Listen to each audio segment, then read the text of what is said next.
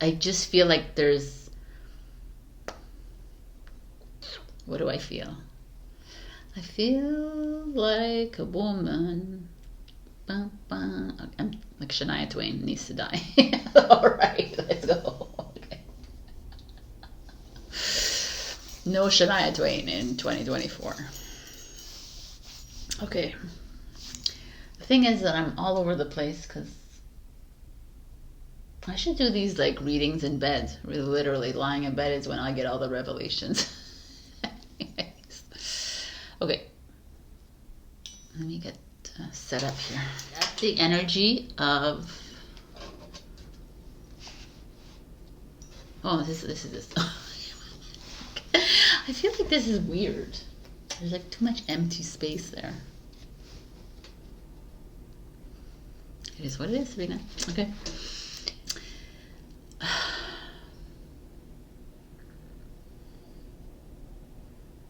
Should I do it like this? Yeah. Right? Past, present, future. If you're watching this, you see it like this, right?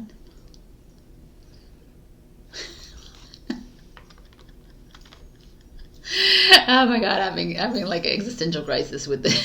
This is hilarious. Okay, so hello, my beautiful warriors of love. My name is Sabrina. If you're looking for the extended of your zodiac, you could just click on the timestamps below. Otherwise, right now, let's talk about the energy in the air right now. So I've been like in hermit mode for a long time. I haven't slept in months. And last night I woke up at this morning. This afternoon. I woke up at 12 o'clock in the afternoon. And I was like, oh my God. I haven't slept so long in forever. And I realized last night I had like a big conversation with myself and my higher self, and I snapped into a lot of reality, not reality, but I snapped into like a lot of realizations, I guess, of this life that I'm in, this dream that I'm living in. And I realized so many things. It just came off flooding in, and it's things that you already know, most of you already know, and it's just things I'm just gonna talk about because I feel it's so in our face that we don't realize it. Like we're always looking for something else to make sense of it, to make like come up with an explanation and a reasoning for what and this, and really it's just here. Really, we are it, right? And I say this every week, and I'm going to say it every single week until I stop doing these videos, is that you are it. This attachment we have to God, or attachment we have to Jesus or Buddha or another ascended master, is the programming.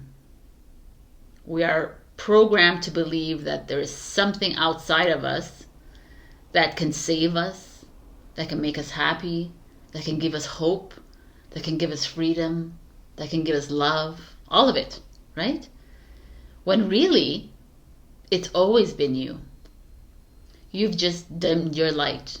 You've just played small for the longest of time. And it's you and me, by the way, we have been doing this since the beginning of the moment that we like entered onto these physical vessels, like the millions of years, the thousands of years, well, how many years you've been here on this earth, we have dimmed our light. Or dark, whatever, light, dark. Again, these are polarities that are happening in this earth. And it's like, I just feel that this is the collapse. This is the end of this illusion that we're in, this simulation that I'm in, this matrix. And it truly is an illusion. And how did then you're like, well, why does everyone think the same way? right? Why are there some groups that think this way and whatever it is? Like, it's because they're all in their own simulations. And we all found each other. Oh, we're like-minded spiritual warriors because we're in our own simulation. And then this, like, you know, and but it's realizing, this is the thing, is coming into the realization that I, you, her, him, it, the animal, the sun, whatever, has the power to dream a new dream. But we've all read into this at one point in our lives, the power of suggestion, psychology, the power of the subconscious mind. We've all like looked into this at one point in our lives. And we always like, yeah, it makes sense, you know, but then or the secret. Yes, you can create, you can have all the money you want in the world, you can have a car if you actually believe it, you know. The law of the universe, the law of attraction, the law of all this stuff.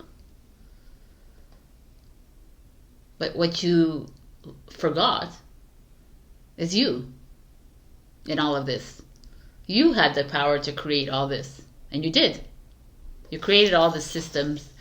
You created the AI. You created all this, and by you having fear about an AI, which you are the OI, by the way. If you have fear about the government, this, you have fear about it, or we're disgust to it, or we love it, or any emotion that you put attached to any of this illusion, keeps it alive.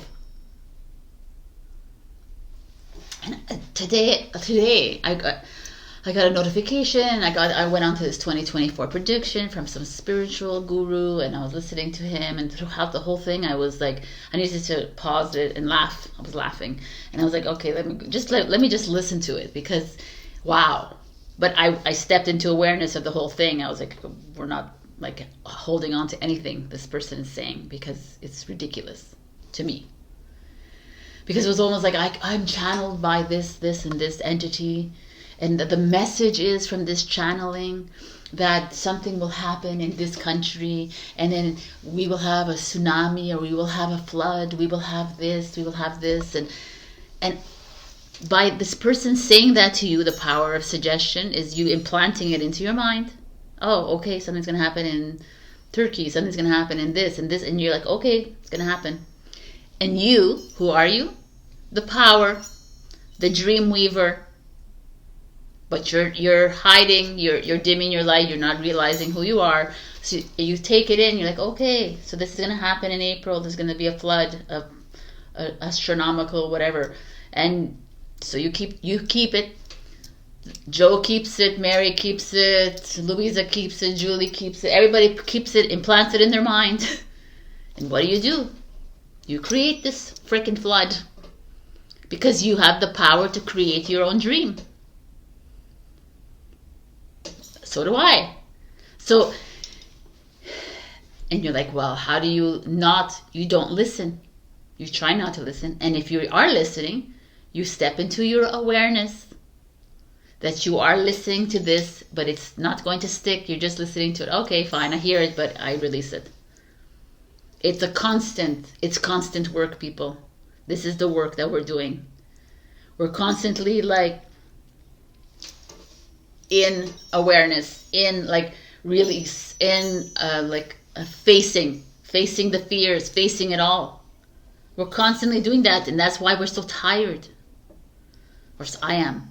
That's why you're feeling ill, because you're constantly bringing in all this that doesn't belong in your body, and your body doesn't know how to release it. Some of it releases it in sleep, some of it releases in dis-ease. This is how the perpetual matrix continues. Because the programming from TV, radio, whatever, video, right? All of it. A newspaper, books, whatever it is. It's there. And you implant it in your head. It takes a second to put it in your head. You don't even have to be watching TV. You could hear a headline and it goes in. And then you hear it again. And then it gets reinforced and reinforced and reinforced. And It happens. How many times have they tried to implant the end of the world on everybody? In the world, in the world. What they implanted to in 3 years ago, 4 years ago. This is not real. So right now, we're a consciousness that is playing, right? Birth, your life, your death is not real. And then it is triggering to everybody because of the world. What's the point of this, right? The point is to experience and dream the new dream. Now we've done this. We've made our mistakes, we've created these experiences in our lives. But now knowing this, I feel it. I feel like there's a collapse around me. I feel like I'm in death. But I'm not physically dying. I know that there will be a lot of physical death. And I know that there will be mental death and emotional death and spiritual and energetic and whatever it is. Like the death is here. But I don't see it as a bad thing. I just see it as a birthing anew. I'm ready for new. Right? And maybe this is just, and I think about it, maybe this is just my experience. Maybe you're not ready for the death right now. And you just want to still continue participating in this simulation. Maybe. I think about it all the time. I think, okay, well, if I'm ready to create a new simulation, maybe Jack is not ready to join my simulation. And he wants to create his simulation. But like, so be it. That's where I feel like, but I'm becoming more conscious of it, is the difference than I was like 5 or 10 or 20 years ago. I've always had a feeling of this illusion existed my whole life. I've always pushed against. I've always pushed my boundaries. Even as a child, I would do the craziest things. Like people who are watching who know me know that I did some crazy things that I never told anybody. Because I pushed myself against what I was told. And everybody has that part of themselves. Let's see how much drugs I can take into my body until I overdose right before, right? Like, we all do it. And some of us leave the earth in trying it. But we're just leaving our physical, and we've learned, we experienced the experience of it. And we're still here. And that's so interesting to me, because even when I talk to people who are religious or set in their ways, and it's to me, it never made sense to me. I'm like, if you truly believe in the eternal flame, then you believe that the soul is eternal. So why are you fearing, and why is there judgment within your organizations? It's always forgiveness, right? Because we are just living a life of experience. And we have this power I have this power. And I've been creating this new dream in my new reality. And okay, that's where I will go live. But I need to fully detach myself from this lack mentality. And I fully need to detach myself from any of it. And that's where we're at. I feel like that's where we're at. It's not like I wake up the next day and I'm like, oh, I'm a different, I have to, it's the challenge. This is the work that we're in. And every day I evolve. Every day I think differently. And I have this platform to share it with you, and you can resonate, you don't have to resonate, and it doesn't matter. We're not here to compete against each other. We're not here to we're here to hear each other out. And if it resonates, there's some people I do listen to on YouTube, let's say, and I'm like, oh, okay. I resonate with maybe 5% of what she's saying, or maybe 25% of what she's saying. But, and it makes me feel like, okay, I'm not alone. Because let me tell you, people, I've been through these few weeks of self-doubt again. Self-doubt creeps up in my mind all the time. Because I'm like, who am I? Oh my God, am I in a simulation? Am I being played again? I don't know if you follow me on Instagram, but I put this clip from a Netflix series I watched called 1899, which blew me away. And I was in it for 3 days in a black hole because of it. Because it sparked something within me. And it said, basically, you're in a simulation, and you're just in a simulation, Sabrina.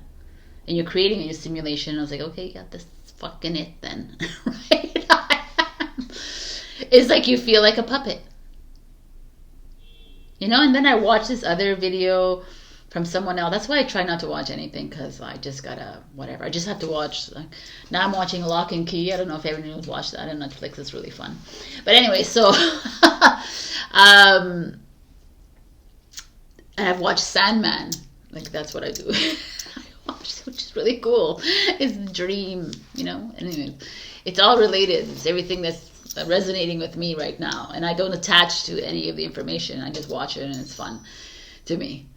But it's this feeling of, I was watching someone else, and she was saying how we are the puppets to the master, right? And I'm like, wow, man. I was like, and it's like, at this point in time, I'm like, yeah, it took me, like, I went through a little bit of a little downward spiral, I have to tell you. And this week, and I had clients this week, and I was able to be up and up, and I'm thankful to the clients I had this week that kept me up there. They didn't know it, but now you do. So this is normal. And that's what I always want to impart with everybody. Like, I'm here saying this, but I'm going through it like you are, right? And I realize that I don't want to live in this victim consciousness anymore, and the poor me, and, oh, this has happened to my people, and this has happened to my ancestors, and this is, I'm like, oh my God, it's all not real. Why are you attaching to it? But it is real, Sabrina. It happened. Okay, but it's over.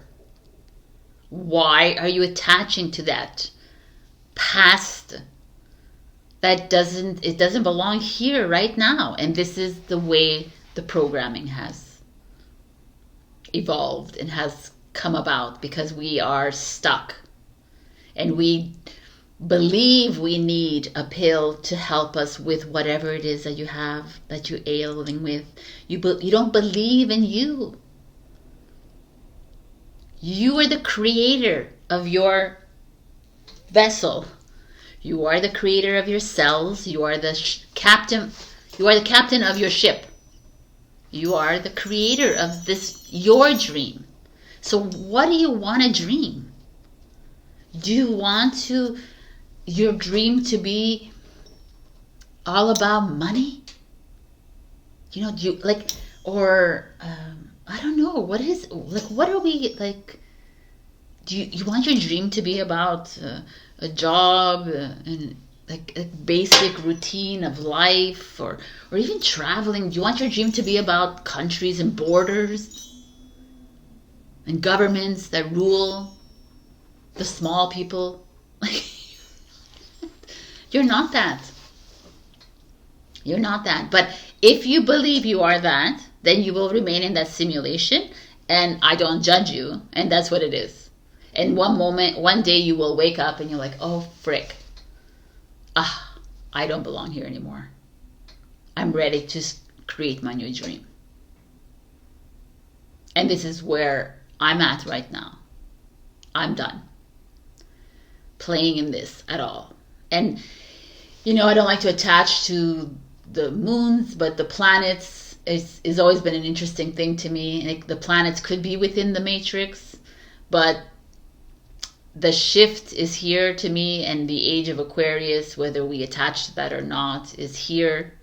And it's time for us to be the revolutionaries that we are, and to really trust ourselves again, and not give our power away to anybody. And a lot of people misinterpret me and like, well, we have to be anarchists and we have to protest. It's not about that. It's the shift within you. You need to shift this within you. We need to trust ourselves. And I went through this, rejecting my soul and not, oh, what the hell? Oh my God, this is just, I still do this. I still do this. It's every day. It's a constant, but I realize that my rebound is much quicker than I used to be. I fall into the self-doubt, and I'm 15 minutes or like half an hour, or maybe even a day. I'm like, okay, boom, I'm back. And this is your journey. And we're here to honor our own journeys. And not attached to all these emotions. It's like, what do you mean? I don't attach to love anymore? And and it was funny because a few weeks ago I told you that my higher self came in and said we're moving into something that has no word for it. It's not love. It's not abundance. It's not any of this. It's something else. And the more and more I listen, I'm attached to that. I don't want to attach to it, but I'm like, okay, yeah, it's right. There is something else, and it's for me to create it. So every night I go to bed and I go into my dream world. And I have fun, I have conversation, and I fly through the skies, and I do all the things I want to do. And I have plans, and I write, and I do things. But why can't our only limitation is ourself. Because we truly believe that we are all making this up in our minds. And that we just need to follow these rules of this planet. And that make us small. Very small. They dim you light at 1,000%. And it's not, is it easy? It could be. It could be really easy for you to make the change. Every single day I wrote a whole bunch of things. I don't think I even followed anything I wrote, but it's like every single day is you make a change. You step into your awareness. You become conscious of how you're reacting, how you responding, how this person making you feel. This is your journey. Make it the most exciting that it can be. My journey right now requires me to stay home. And I watch these funny shows. I watch The Lock and Key. It's not funny for some people. It could be scary for some. But I don't know. I find it very fascinating and creative. And it makes me want to create my new world as well. There's like a whole bunch of different ways of doing it. You could just sit and write. You could sit and sing and dance and whatever. It's you. It's your world, not mine. It's yours to create. And it's for all of us to either find each other, right? That's the soul tribe. That's the soul groups. Can we come together and create our dream worlds together? So that to me, it's like simple. Now it makes sense, right? You hear, it gets implanted, and then you created it. So easy, right? You just created the recession. Oh, the recession is the best thing ever. That freaking concept, the reception, has been they've been talking about it right after the C word, right? That after that, and they talked about how it's going to be a recession. It's going to be a recession. It's going to be a recession. I've heard it from my father. I heard it from my stepmom. I've heard it from everybody. My sis, my brother, everybody says my brother. I don't have a brother, but maybe I do. Whatever, everybody, my friends. It's going to be a recession. Then recession. Okay. And in my mind, I was like, wow, they have just created this recession, because all these this is just like 10 people. So imagine all over the world, recession. Okay, your wish is our command. That is how powerful you are, and you have forgotten. So wakey, beautiful souls, because it's you that can create this new dream into reality that doesn't involve any form of attachment to a physical object or a physical being. It's you being unattached and full of love and peace and joy and whatever it is that you seek in this new simulation. Because it's a new experience. Because if we're not, if we actually think that this is we're moving into whatever your dream, it's the same thing. We are in this dream too. It's just a little bit of a nightmare, right? Right now. Now we're moving into a dreamier dream. But we have the strength and the power to create something new. That's not about attachment to material. Not attachment to humans that you need the love from another human being to be complete. No, it's about you standing in your power and being that love and feeling the freedom and not having to like focus on the physical. Anyways, I just like, this is like, yeah. And I'm telling you right now, people, friends, family, acquaintances will want to crush your dreams because they truly believe in their illusion. And it's okay. You can let them be and don't have to force. You can't change this person. You can't, right? Like nobody can change you. So I could be talking, like me too, what I'm saying could be completely false or whatever, but to me it resonates deep in my heart. And I'm gonna follow my dreams. And I want to create my new dream world. And I've already started it. So if you're welcome to join me anytime. You know, I almost feel like right now what I just got is that we need to come together to discuss this new dream world. And that's how we are to create it. Like literally have discussions. Right? Because how else do we implant it in our minds? And how else does it become a reality? I love this. Okay. Next is coming, new video coming up. Anyways, this is what I'm going to tell you this week. It's already a lot of talking. I didn't think I was going to talk. This week I've been going through a lot. Some really deep, like letting go of me and my old self. Realizing I had like so much realization coming up, and I almost feel like it's true to the date of like January 22nd as we enter into the age of Aquarius. I'm almost like having to empty everything, be at the 0 point in every part of my life, right? Being like completely clearing myself from that old simulation that I can't even be part of anymore, and now move into something beautiful that's in my mind. I'm ready. So if you're ready to join me, I think we could like come together somehow, but we do that in our dream state anyways. But I don't know, it could be interesting community. Anyways, all right. I love you. I'm going to see you in your readings. Also, leave a comment below because you never know when Sabrina feels like giving a free reading out. And do check my Ko-fi membership platform where you can join me on a monthly basis. Support me on a monthly basis, and I will send you out monthly readings and access to other freebies and stuff like that. All right.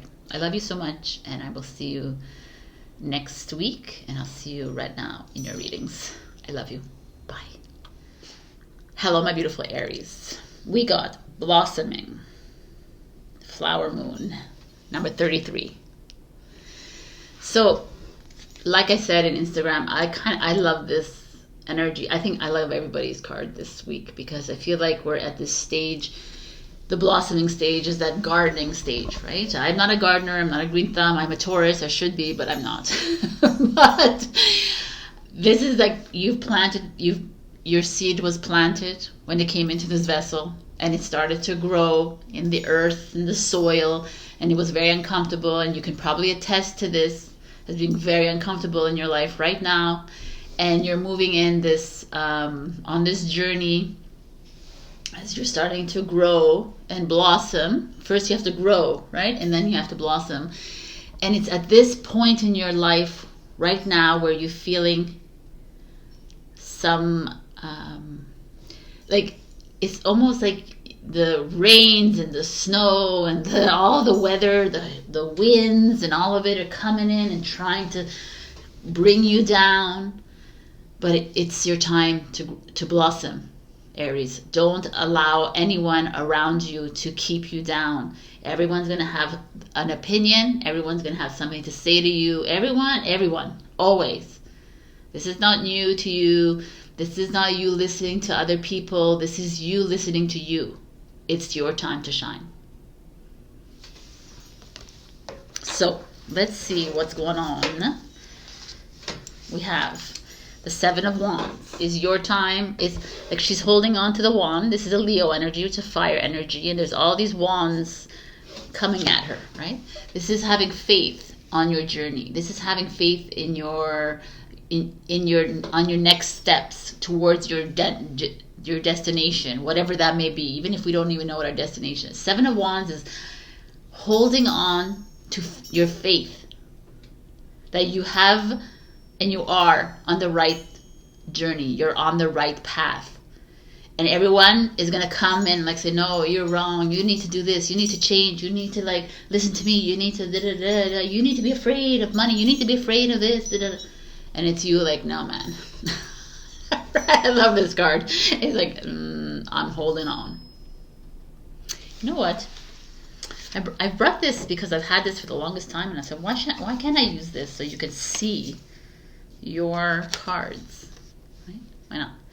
So, and the next card is the Six of Swords, which is travel, which is getting on the boat and leaving, right? Moving away from where you are at, or like not being sedentary, like being patient, because this is the rabbit waiting for the turtle to come in.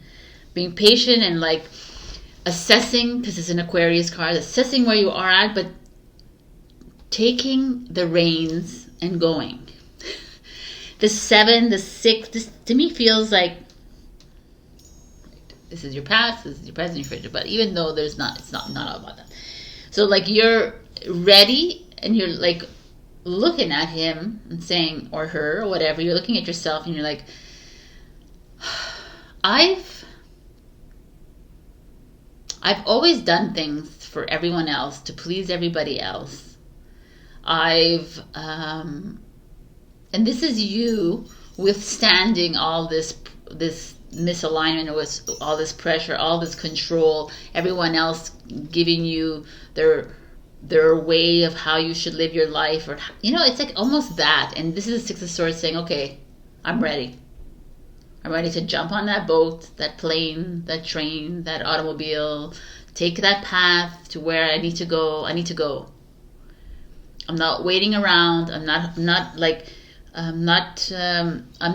allowing you to like poke me. I'm ready. I like this. And the Wheel of Fortune is, yes, you are. This is your destiny.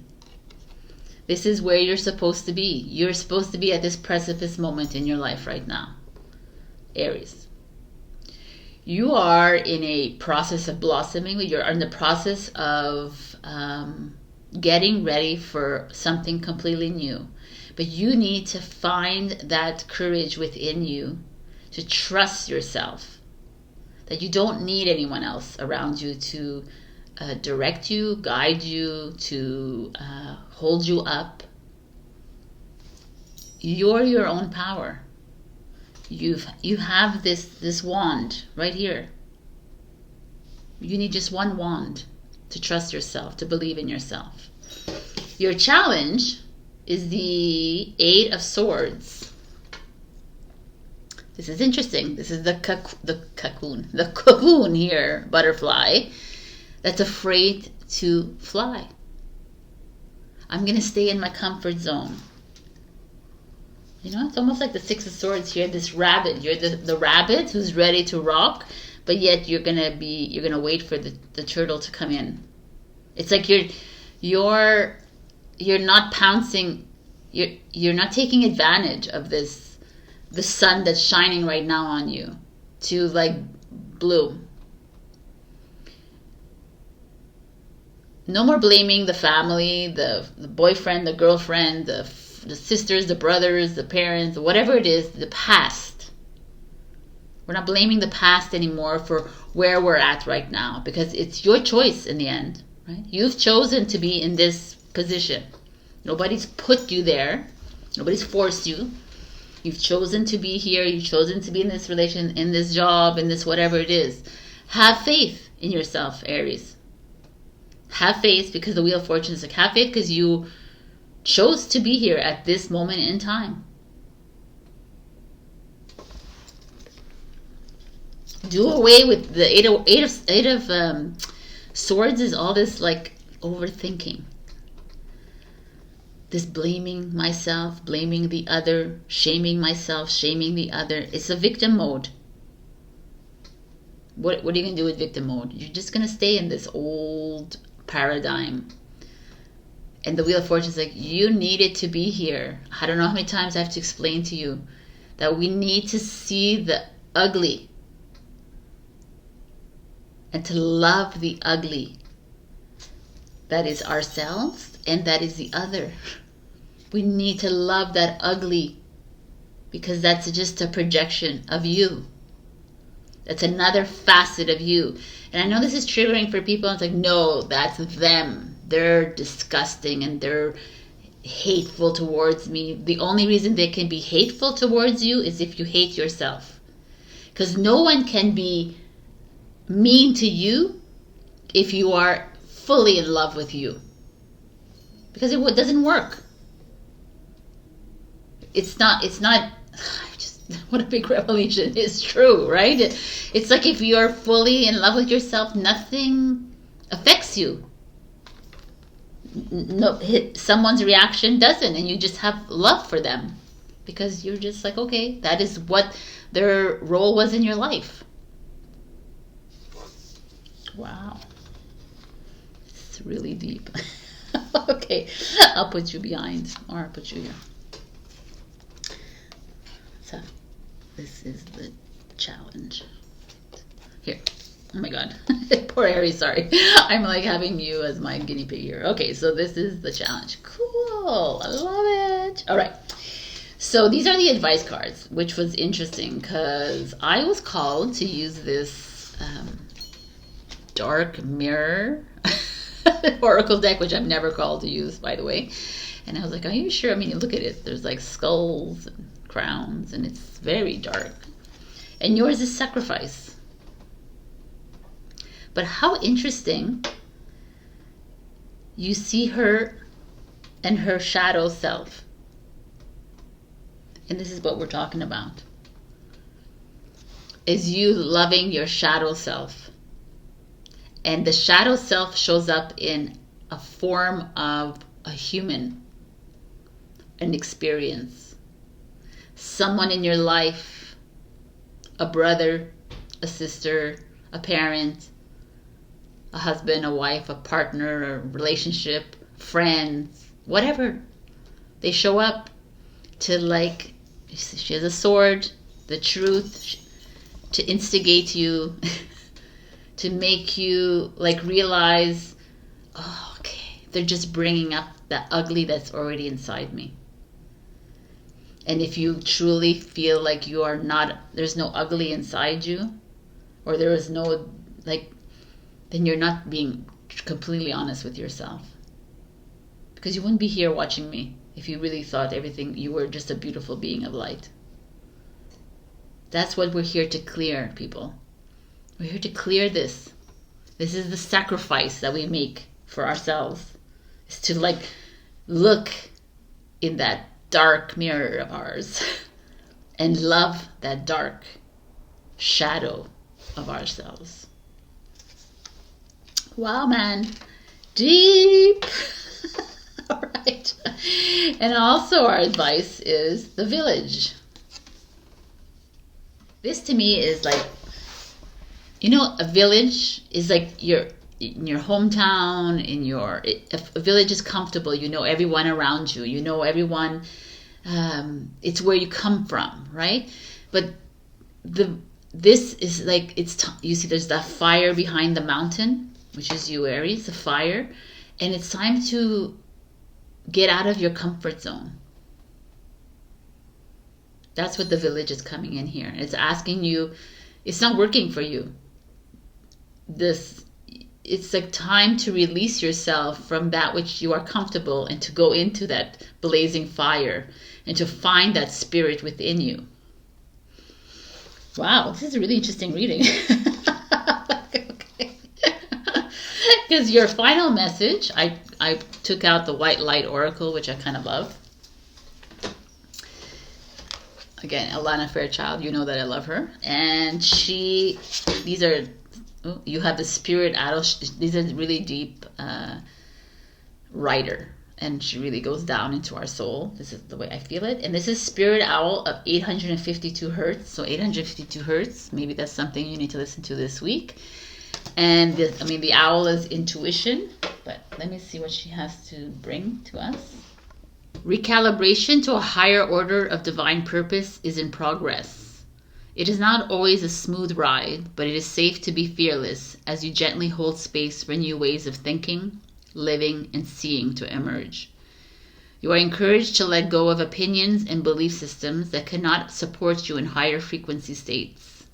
You shall soon recognize a truth that cuts through confusion and frees you to proceed with love, peace, and higher understanding. I mean, that is deep, deep stuff.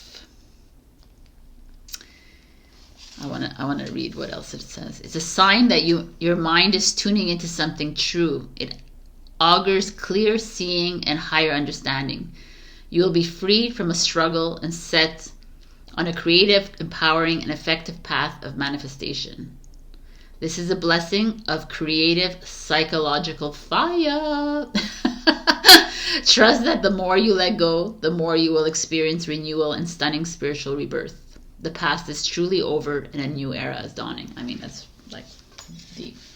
So, like, this is happening for you, my beautiful Aries. We're seeing it, like you releasing yourself from the comfort zone, moving into the higher knowing, higher understanding, trusting your journey, picking up and going. Stop this.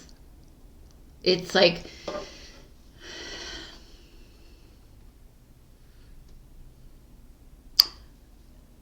truly come to head and to really love that which makes you uncomfortable right now in your life, because it's there. She is there for a reason, to remind you that you are an awakened soul and you're ready for the new. You're ready to bloom. All right. This goes in line with my mood, so it's great. I love this. If you are, you can check your rising and your moon. You can always check that on cafeastrology.com to understand your birth chart, or you can take an astrology reading with me. Or like, share, comment, subscribe, and super thanks me. And please join me on my Ko-fi membership platform if you want to support me on a monthly basis, also to get other readings. All right, my beautifuls, I love you, and I will see you next week. Bye. Hello, my beautiful Taurus. So we got growth, number 5, which is like extremes. But growth, you see her, she is a little bit like, I don't know if you have Aries in your chart, but Aries was blossoming. It's the same kind of idea, but to me here is like, you're in the process of massive change that's coming to you. And I know it, and I can feel it as a Taurus. And there's this feeling of uncomfortable change, right? Like growing pains. A part of you knows at a soul level that you need to step away from this partnership, relationship, friendship, family thing, that you need to detach from the emotions of it, or the job, or your attachment to money, your attachment to security. All of the attachments that we have, we're in this stage of growth. I can feel it, let me tell you. It's very real for me. I don't know how it is for you.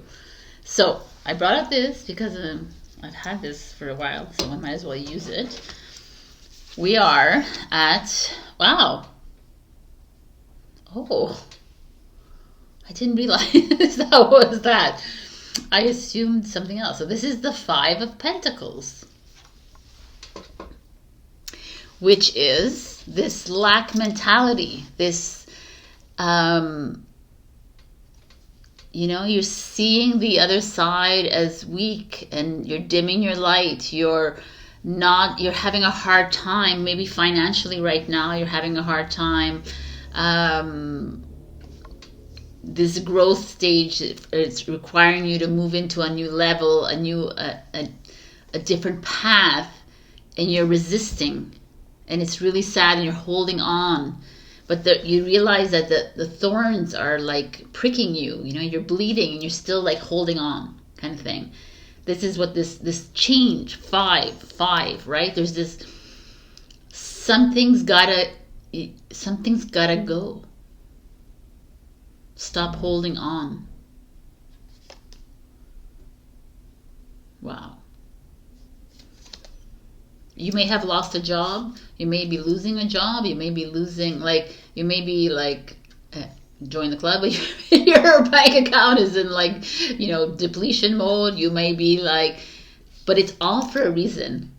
I can't stress this enough, because it's at this point that you created this in your own dream and in your own reality, that you were going to go down, see how strong you are, and you were going to lift your head up and say, okay, I'm ready for the next.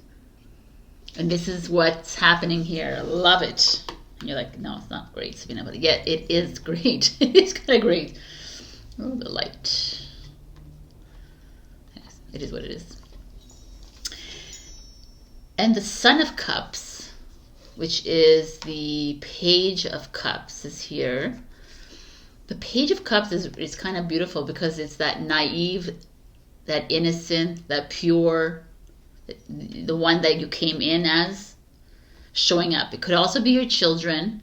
It could also be some of you are maybe in a like an alimony dispute, or a like a breakup or something, and or someone younger than you is depleting you of your children. There could be that's showing up here too. That there's an altercation with your kids here, if you're parents. But if you're single, this could be that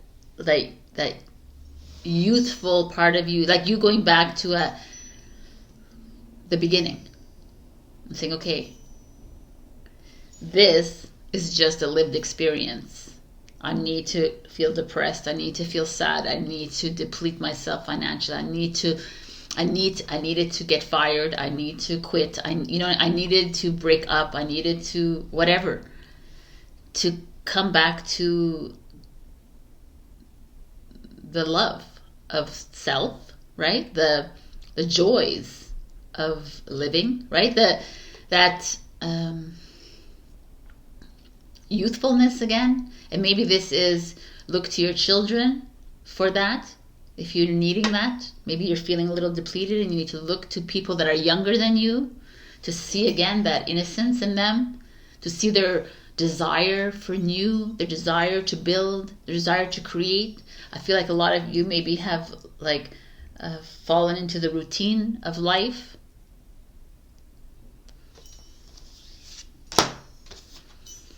Wow, I think the Aries just got this, the Wheel of Fortune.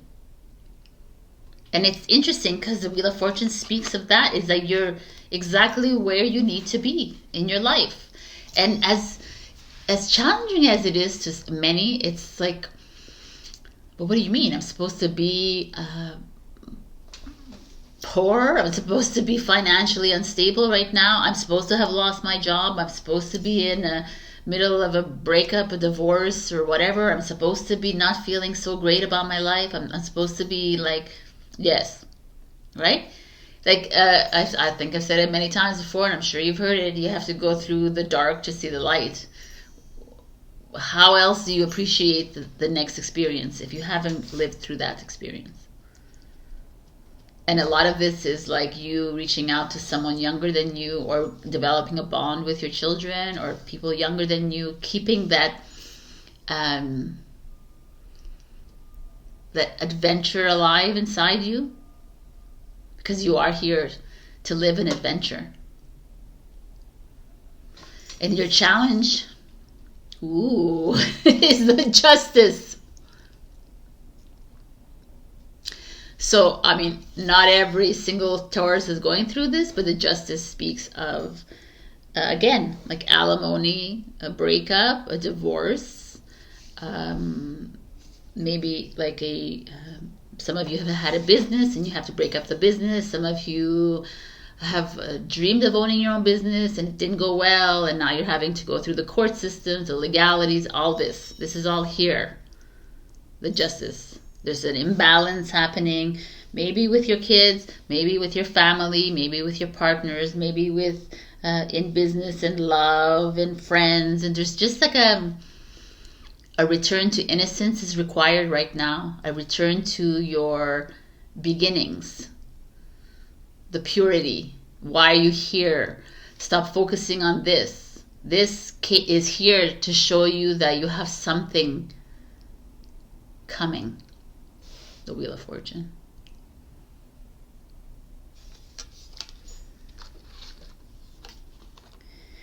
Don't see the Justice as something bad that's happening in your life. Don't see it as like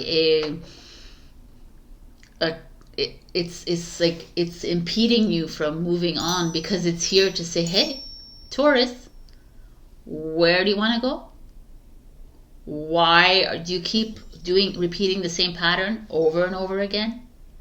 Why are you afraid of change? We need you to grow. This is the growth stage.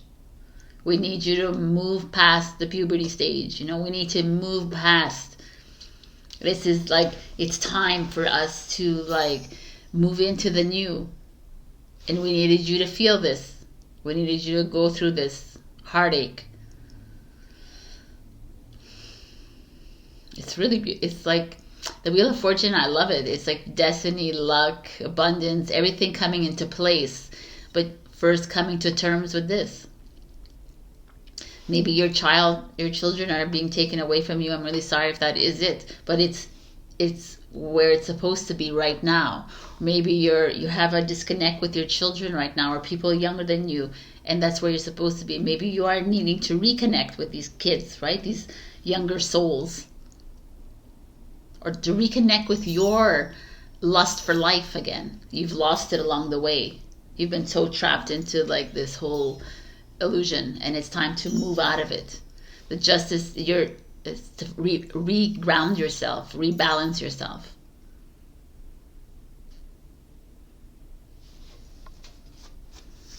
Your advice is, I won't cry for you. These are like I said to Aries, like this, I was compelled to use the dark mirror, which are like intense when she's crying blood out of her eyes. 22. I won't cry for you. This is a card about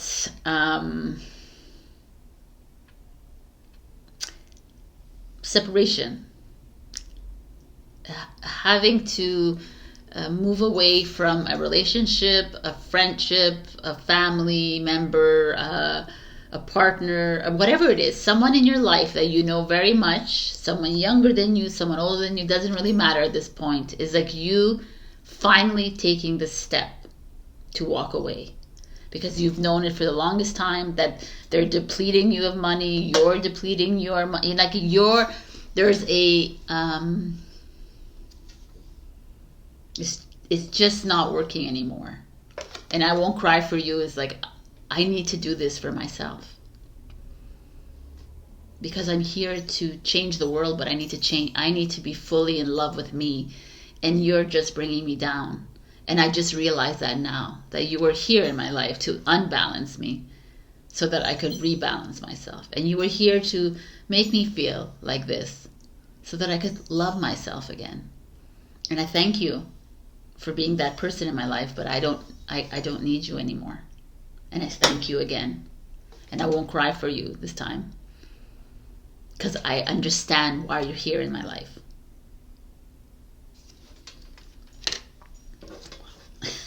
Okay. The Poets. Oh, I love it. It's time to write your new story, your new poem. It's time to write anew, Taurus. You know, Taurus, Virgo, Capricorn, earth signs who love to hold on real tight. Taurus, Leo, Aquarius, Scorpio, fixed signs who like to hold on and not afraid to. You're a fixed and an earth sign, so you're double, like, uncomfortable with change. And the universe is like, it's time to birth a new, Taurus. There's no going back. Write the new dream. Write the new relationship. Write it all down. Don't say it out loud. Dream it. Dream it. Dream it. Dream it. You know, it's like, I won't cry for you also speaks to me really greatly. And as the Empress that you are, the Taurus that you are, that will always be here to take on everybody else's crap. It's always going to be burdened by everyone else's burdens, because you willingly take them on. But it's enough. He's like, no, but that's not, no, it's enough. Enough. We don't need to take on. These are their journeys. This is something really challenging for the human to understand. Is like, but they chose to be this way. So there's no changing them or fixing them, because that is their journey. And if they choose to change, then it's on them, but it's not on you to change it. You can guide them, but it's not for them to listen to you. It's time to rewrite your story. Oh. A Soph Or. All right. This is 22. This is 22. Interesting. So this is, I'm going to read to you what it is from the White Light Oracle, which I only take out when I know that we're at a level that we can understand this. Is very deep to me. Oh, I got it right on. So, a lot going on here. I have so many hands. Put this here. A way through the struggle has already been created for you, and you are being led onto the path. Your authentic soul path may include recognition and acclaim, notable success and admiration. Be grateful, but do not be dazzled or distracted by such experiences. Focus on what connects you to your heart and grounds you in the simplicity of spiritual truth, which is the practice of love, kindness, and peace. This will allow for successful progress in the material world without disturbing the sanctity of your soul. Interesting. A Soph Or is always here to remind you that whether you can see it or not, there is a spiritual path through all troubles. That path can be so beautiful, we will become profoundly grateful for that struggle which caused us to grow. Growth. Acknowledgement is the beginning of healing. If something isn't quite right, be kind and wise enough to admit it. Then seek out the genuine light which will evoke peace in your heart. Have the courage and trust to let go of approaches that will not lead you anywhere worth going.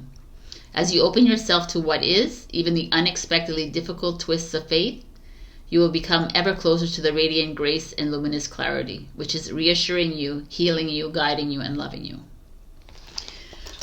Basically, have faith in this journey that we call life, right?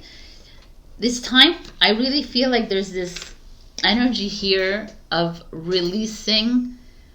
You're holding on really tight, Taurus, to an old energy, and it's like you've been having a hard time letting this go for the longest time, and now it's like the growing pains are here, and it's telling you it's time to release. Let go. This is your destiny. This is your fate. This is where you're supposed to be. You're guided. You're supported. But it's time to write a new story. Okay. I knew this week was going to be deep. Check your rising and your moon for other messages. Also, like, share, comment, subscribe. Super thanks me, and join my Ko-fi membership platform if you'd like as well to get more readings and support me on a monthly basis. I love you so much.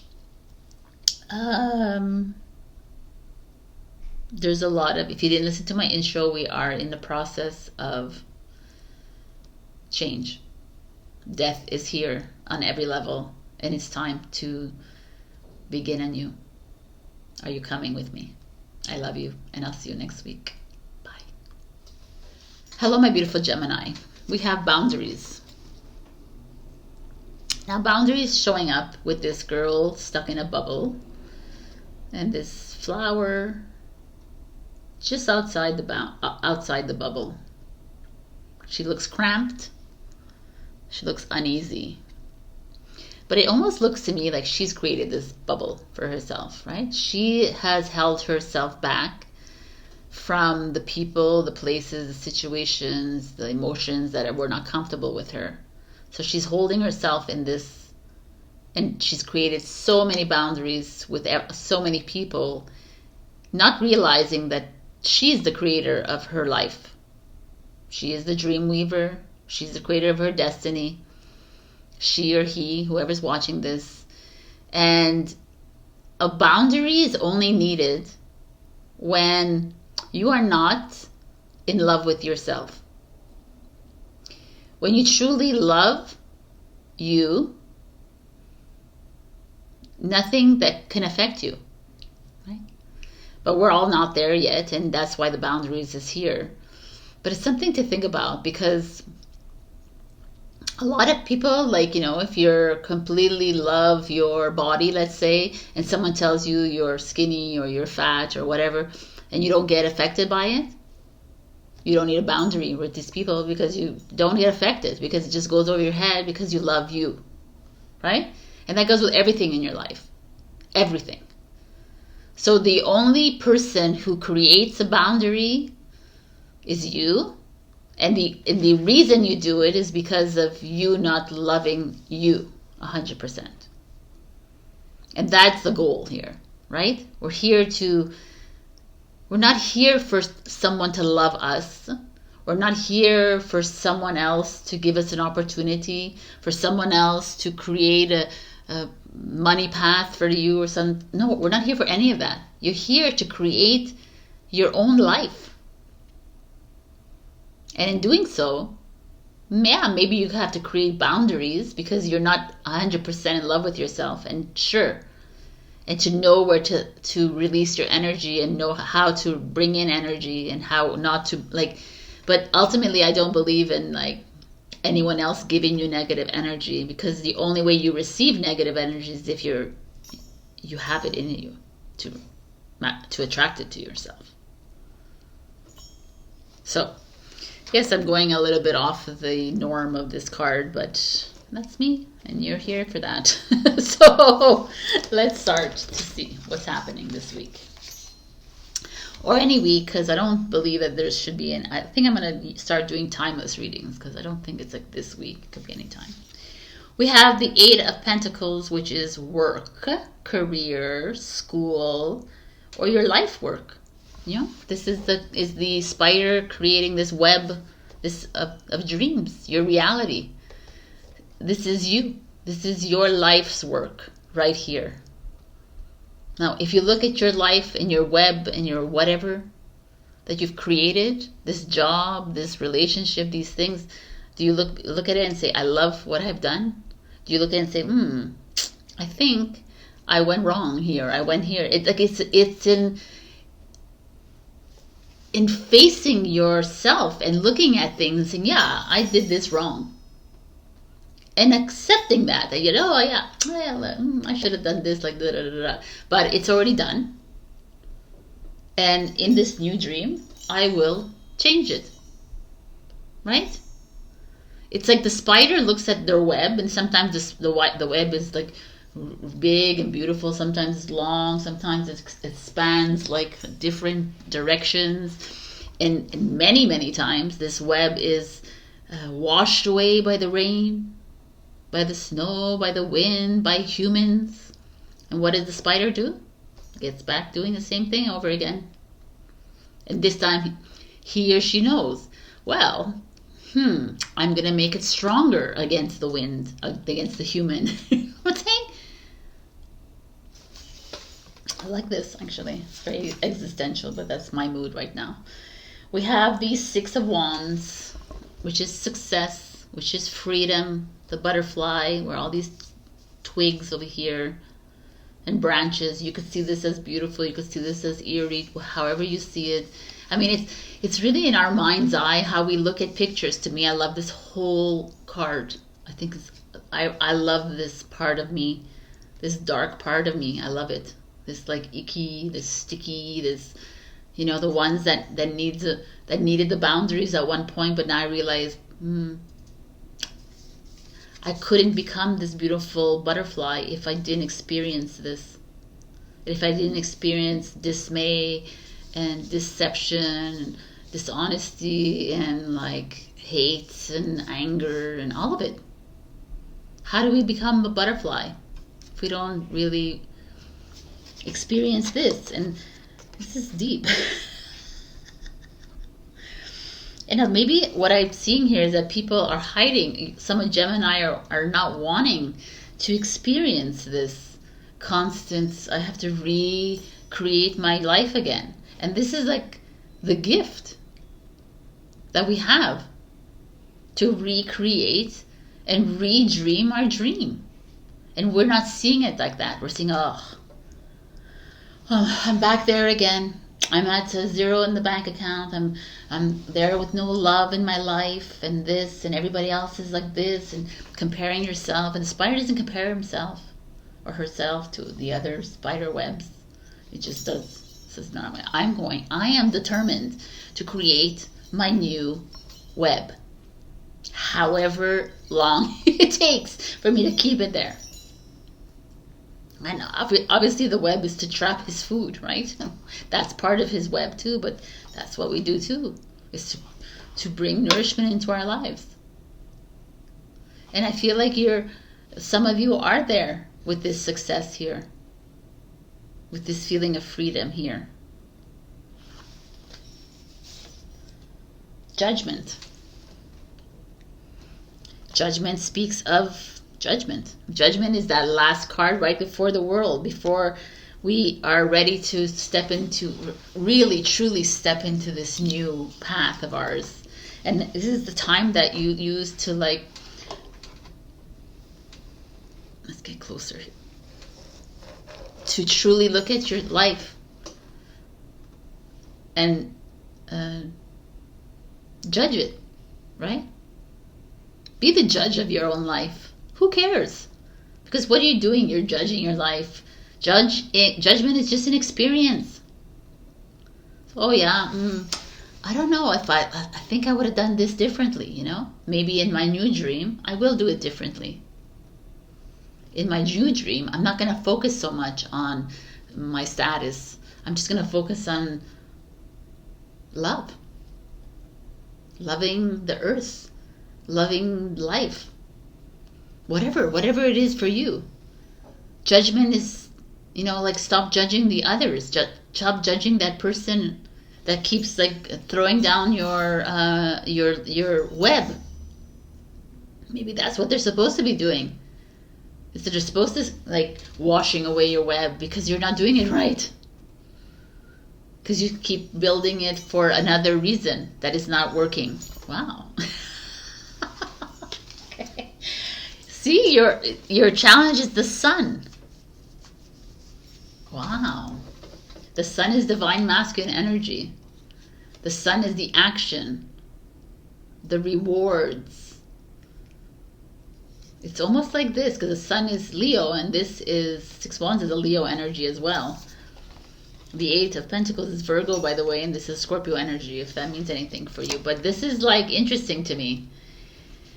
This is like success and a lot of focus on the material and a focus on relationships and focus on your status in your life and focus on, you know, the outside of you. The outside of you. Meanwhile, the inside of you is like the greatest part of you. And you've allowed the outside to like take control of you, or take or blur the vision around you. And that's why you keep yourself hidden, because I don't want to get hurt, and I don't want to get like this, I don't want to feel judged, I don't want to feel I have to continue working hard, and the spider's like, you don't have to work hard, right? You have to work smart. Right? What is it that you want in your life? Dream the dream, people. Create that dream in your mind. That's where it begins. Like with this as your challenge, I feel like you're always, there's a part of you, Gemini, that achieves what you want to achieve, and then you just bring yourself back down again because you're overthinking, you're like, okay, I deserve better, I need more.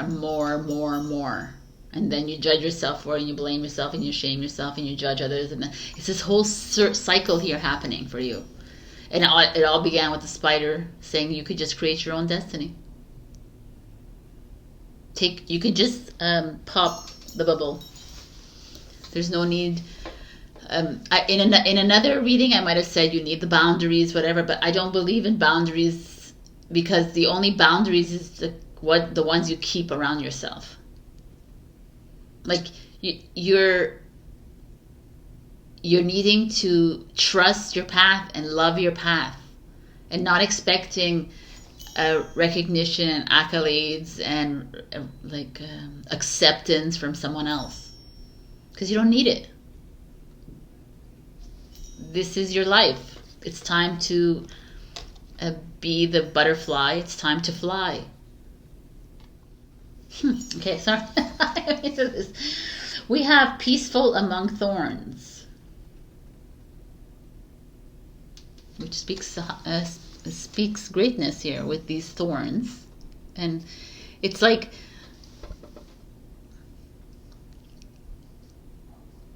every single sign over here, there will always be someone who will push against you.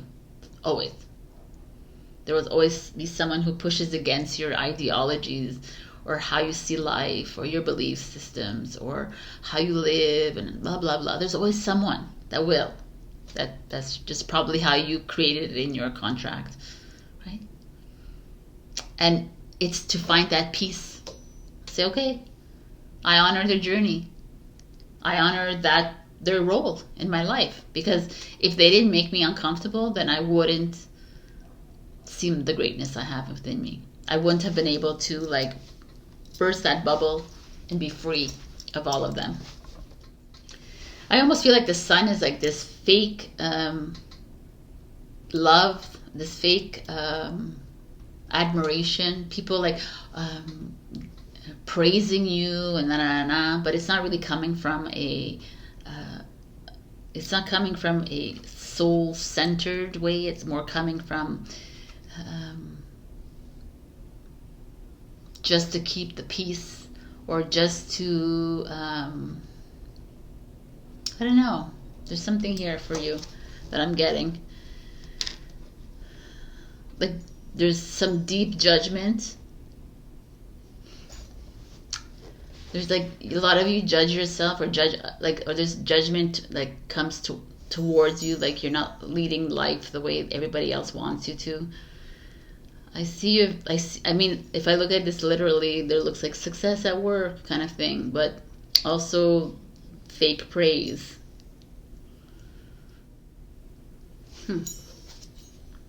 The mirror. Oh, wow, man. The mirror is the projections. It's all these thorns that you are facing, the bubbles that you face, all of this confinement, the boundaries, these borders, this discomfort that is this, that is this false light in your life. It's all here for a reason. It's the mirror. I mean, I don't know. I think I said it to Aries, but it's like anyone that makes you uncomfortable that makes you want to scream, that makes you like want to like go back into a cocoon or whatever, is because they're there for a reason. They're there to like show you that you have it within you to overcome. That you know you don't need to create the boundary, because whatever they say or do or feel or react or respond to you doesn't affect you anymore. It's like Judgment Day is here. It's like you're like seeing things in a different light, Gemini. You're able to look through the thorns. As painful as it feels like, there could be thorns being thrown at you, pricking you kind of thing. And on a constant, on a daily, whatever. It's like for you to like be, no, it's not affecting me anymore. I am free. You know, I realize when I do these things and I talk and I listen to them after, or I just listen to myself. I don't talk to you about your job and your relationship and things. This is like all the cards that showed up right now are like, it's at a deep soul level. So there is some change there's not change that needs to be done here. I mean, everybody needs to change, but I feel like it's a lot more of the restrictions that you place on yourself, Gemini. You are in your overthinking. You have created you create your own cocoons. So it's time to you don't need someone to love you to be loved, because you are enough, right? You are loved on your own. You just need to love yourself. So this, the boundary, I like that it's just a bubble that could be just burst. It's like the boundaries we create. Why are we creating them? Because we're not fully in 100% in love with ourselves. And that's the goal. Spirit Bear of 396 Hertz. Spirit Bear, so cutie. Let's see what the Spirit Bear has for us. The 15.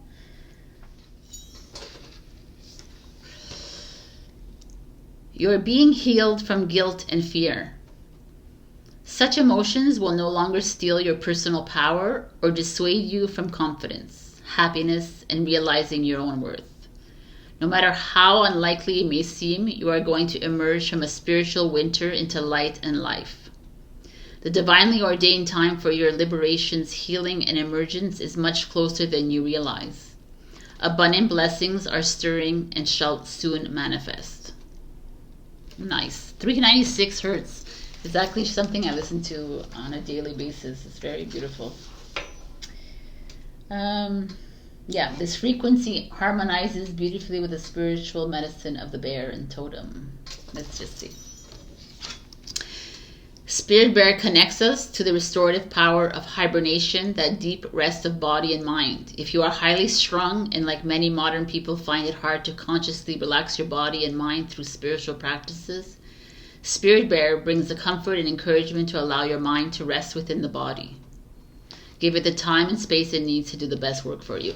I mean, I can't stress enough. I know in my hemisphere, it's winter and it's fucking hibernation time for me. But whether you're in the southern hemisphere, it doesn't matter.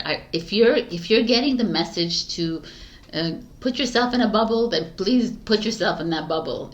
Not for boundaries' sake, but for restoration's sake. So the Spirit Bear is here to help you face your mirrors, to find that peace among the thorns, which is the thorns could be the people and the situations that you find yourself in. But you're in a very, you're in this process of trusting yourself, and also no more hard work. When it comes to love, when it comes to job, when it comes to money, no more hard work.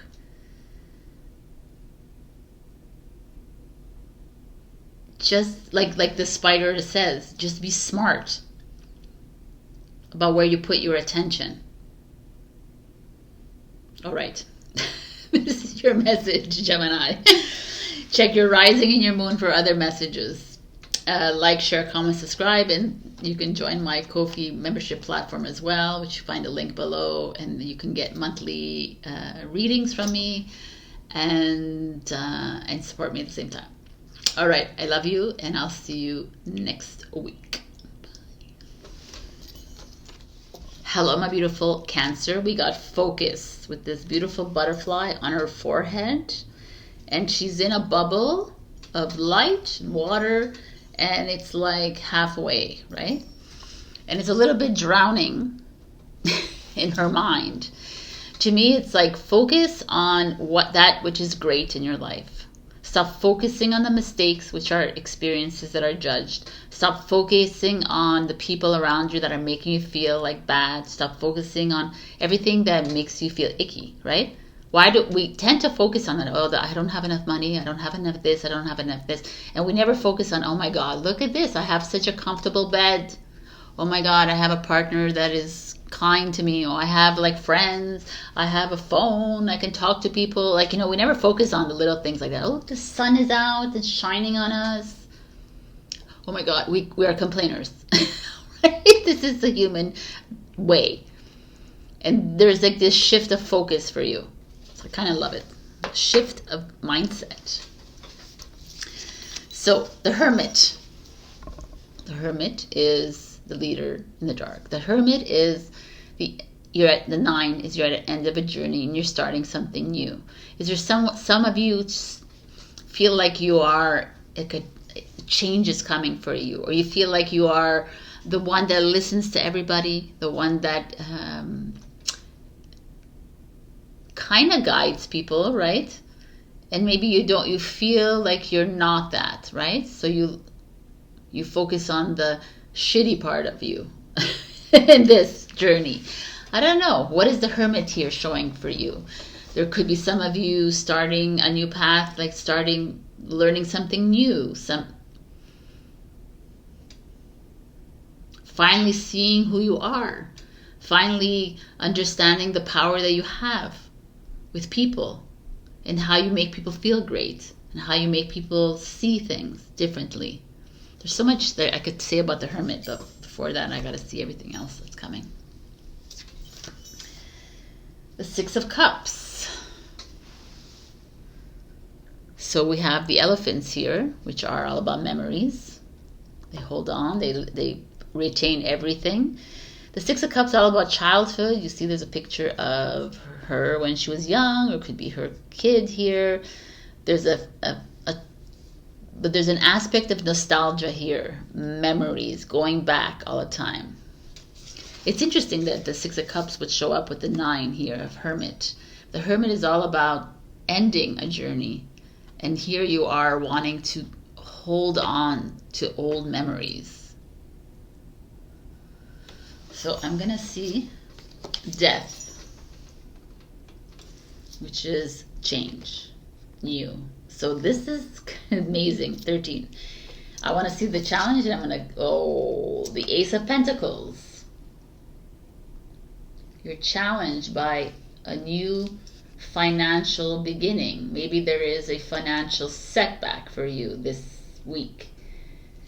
Maybe this has to do with something in your childhood that's showing up. This could be an upheaval, like a ungroundedness that's showing up for you. I love it. I'm going to explain this to you, because what I see here is with the Hermit in effect is you trying to leave behind something and it's trying to come back. And it's trying to infiltrate your mind again. And the Ace of Pentacles as the challenge is Earth, an Earth sign, which is trying to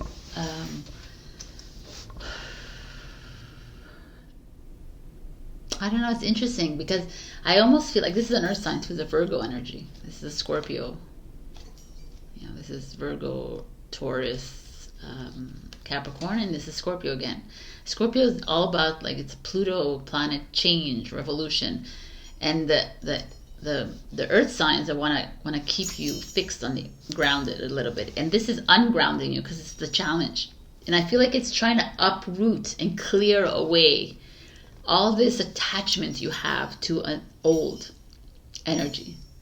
You're holding on. You keep holding on to what was and how you made money before and how you were rich at one point and how you were lived the best life ever, and you're holding on to someone from your past. You just keep holding on really tight. And the Hermit's like, no, we gotta let it go. We gotta start fresh. We don't want to relive this again, over and over again. And maybe something here is happening. Maybe you are getting, maybe money's not coming in as quick, won't come in as quickly this week. And if you listen to my intro, I talk a lot about this. We're moving to the age of Aquarius on like the 22nd of January. I don't like to stick to dates, but that's when Pluto enters Aquarius. And Pluto, which is the ruler of Scorpio, is like overhauling, right? And it's the age of Pisces, of control and money and all this ending. And it's like saying, maybe we needed to create this financial setback for you a little bit so that you release yourself from this old, because change is here for you. Like the Grim Reaper is here, saying it's time to say goodbye and refocus your mindset on a different way of looking at life. Like you're looking at life too much in the past. You're still focused on how you made money and how you had these relationships, or how like everything was so great 5, 10, 20, 40, 80 years ago, whatever, right? You're just always looking there. And the Death card, and even this Ace of Pentacles, it's like, I need to destabilize you right now, because your feet are planted too much in the ground, and you're not wanting to move, Cancer, and you're a crab, and we're needing you to move.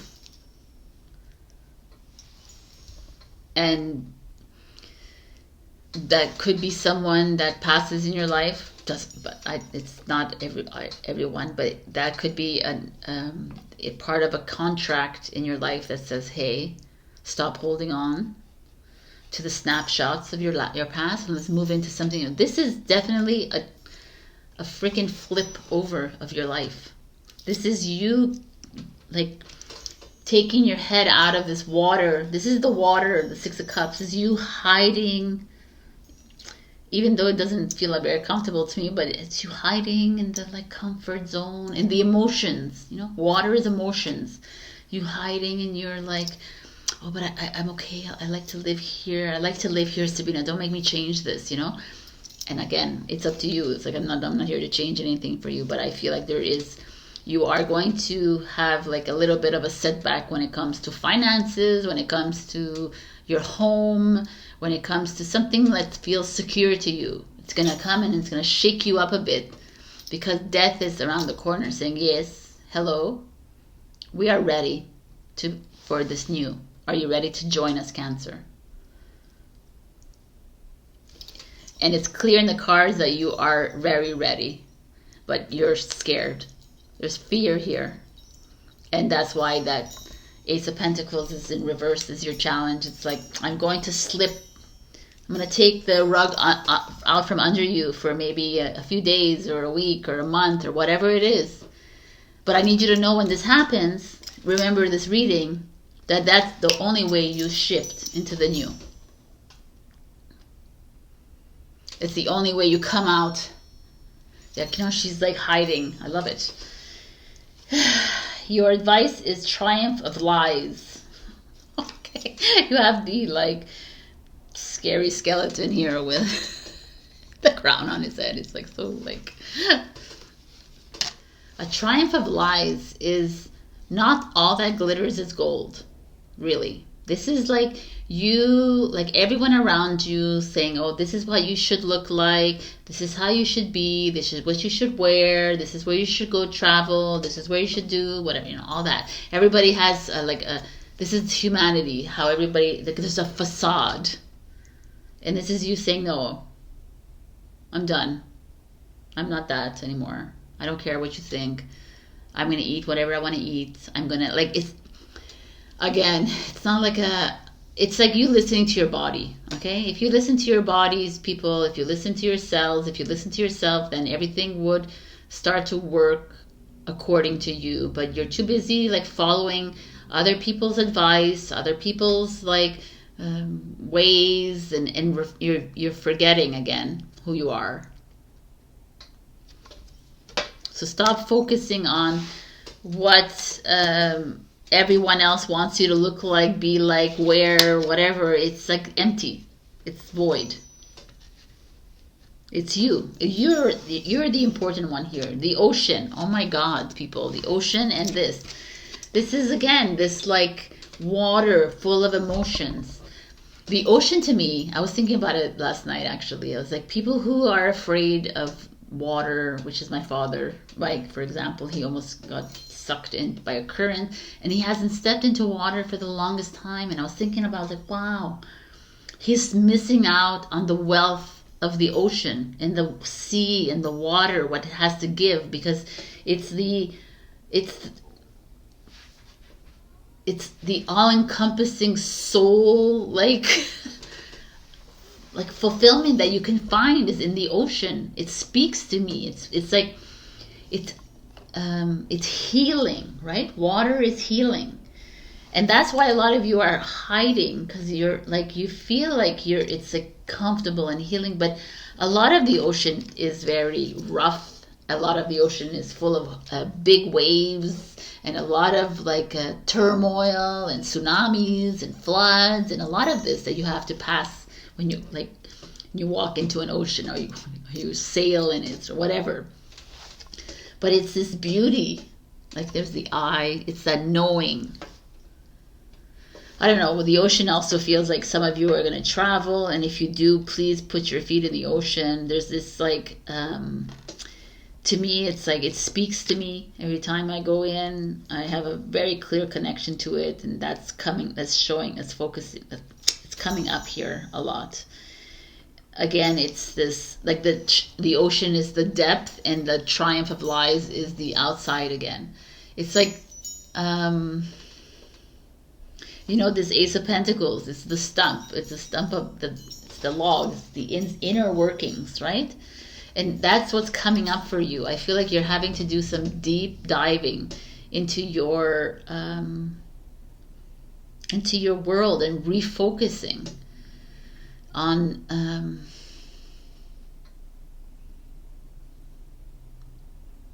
this new you, and loving the you, and leaving behind the past.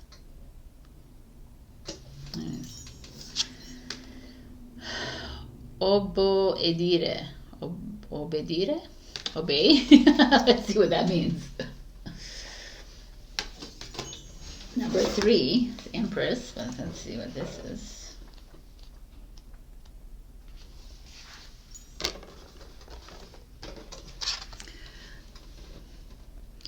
Do not turn away from your path, nor from what you know is at your heart to be true. No matter what appears to be, nor what logic may dictate, trust what your heart is telling you.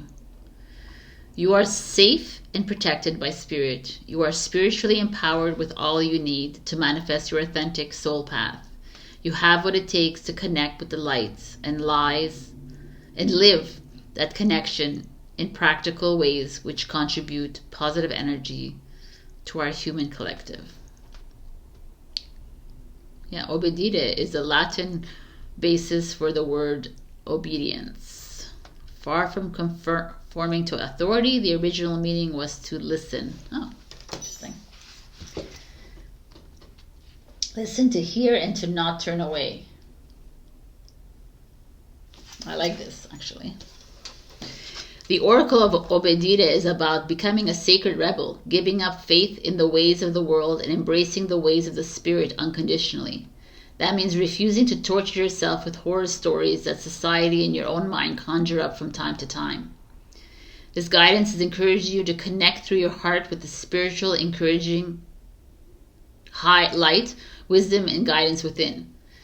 It asks you to believe in the power of spirit to show you the way through all troubles. There is a message from our loving universe for you. You will feel it in your own heart. You are also encouraged to ditch the drug of doubt.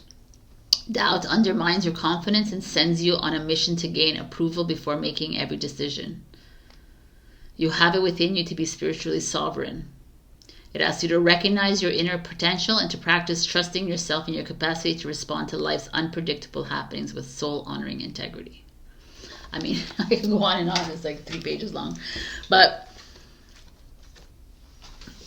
it all comes down to this. It's like this trusting of you. And like, again, these are the cards to me. Is like you're coming to an end, and a lot of you might be feeling it, and you're holding on.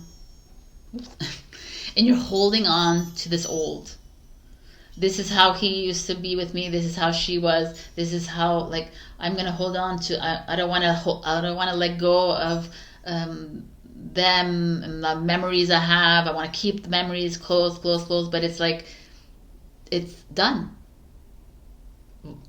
Why are we holding on to the memories? Let's create new memories with even the people that you don't see physically.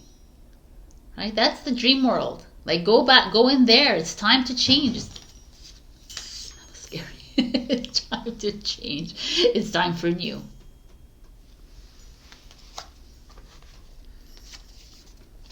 Cancer. The ocean is like full of possibilities. It's full of love. It's full of a hope, which is the most the beautiful principle or that feeling or emotion that you could have is hope. There's nothing better than that. So trust it. Get out of the comfort zone. Let's make a change. Step outside of this facade world. There's people that want you to be something that you're not. I mean, you can live there, you can do whatever you want, but it's stop obeying and start listening to your heart. All right, Cancer. Check your rising in your moon. Just your rising in your moon for other messages. Also, like, share, comment, subscribe, and super thanks me if you can. You can also join me on Ko-fi. I have a new membership. It's a new membership platform where you can support me on a monthly basis. It starts from $3 to and up, and it's just, and I can provide readings for you. Let me get this through. All right. Thank you for being here, and I see you next week. I love you. Bye. Hello, my beautiful Leo. We have balance. Number 19, which is 10, which is 1, which is new beginning. So where are you in your life that you feel unbalanced, and why is this card showing up for you? Here I feel like there's like the mother here with the cloud on top of her, and the sun, the moon, which is the balance of divine masculine, divine feminine energies, and she's holding on to the earth, the moon, whatever you want to see it. She's holding on to her feminine energy. To me, it's like some of you are a little bit focusing too much on your job, your money, your this, and not focusing on, like, you know, it's like you're it's a little extremist here. And the fact that it's showing up, it could be there's too much focus on love, there's too much focus on this, you know, this is not, we're not here to be putting our attention onto one thing in this life. We're here to dream something completely new, right? And not to put so much focus on this old energy either. But again, everybody has a choice, so let's just look at this balance. Where are we looking for balance in life? Balance could also feel like law to me. So let's see.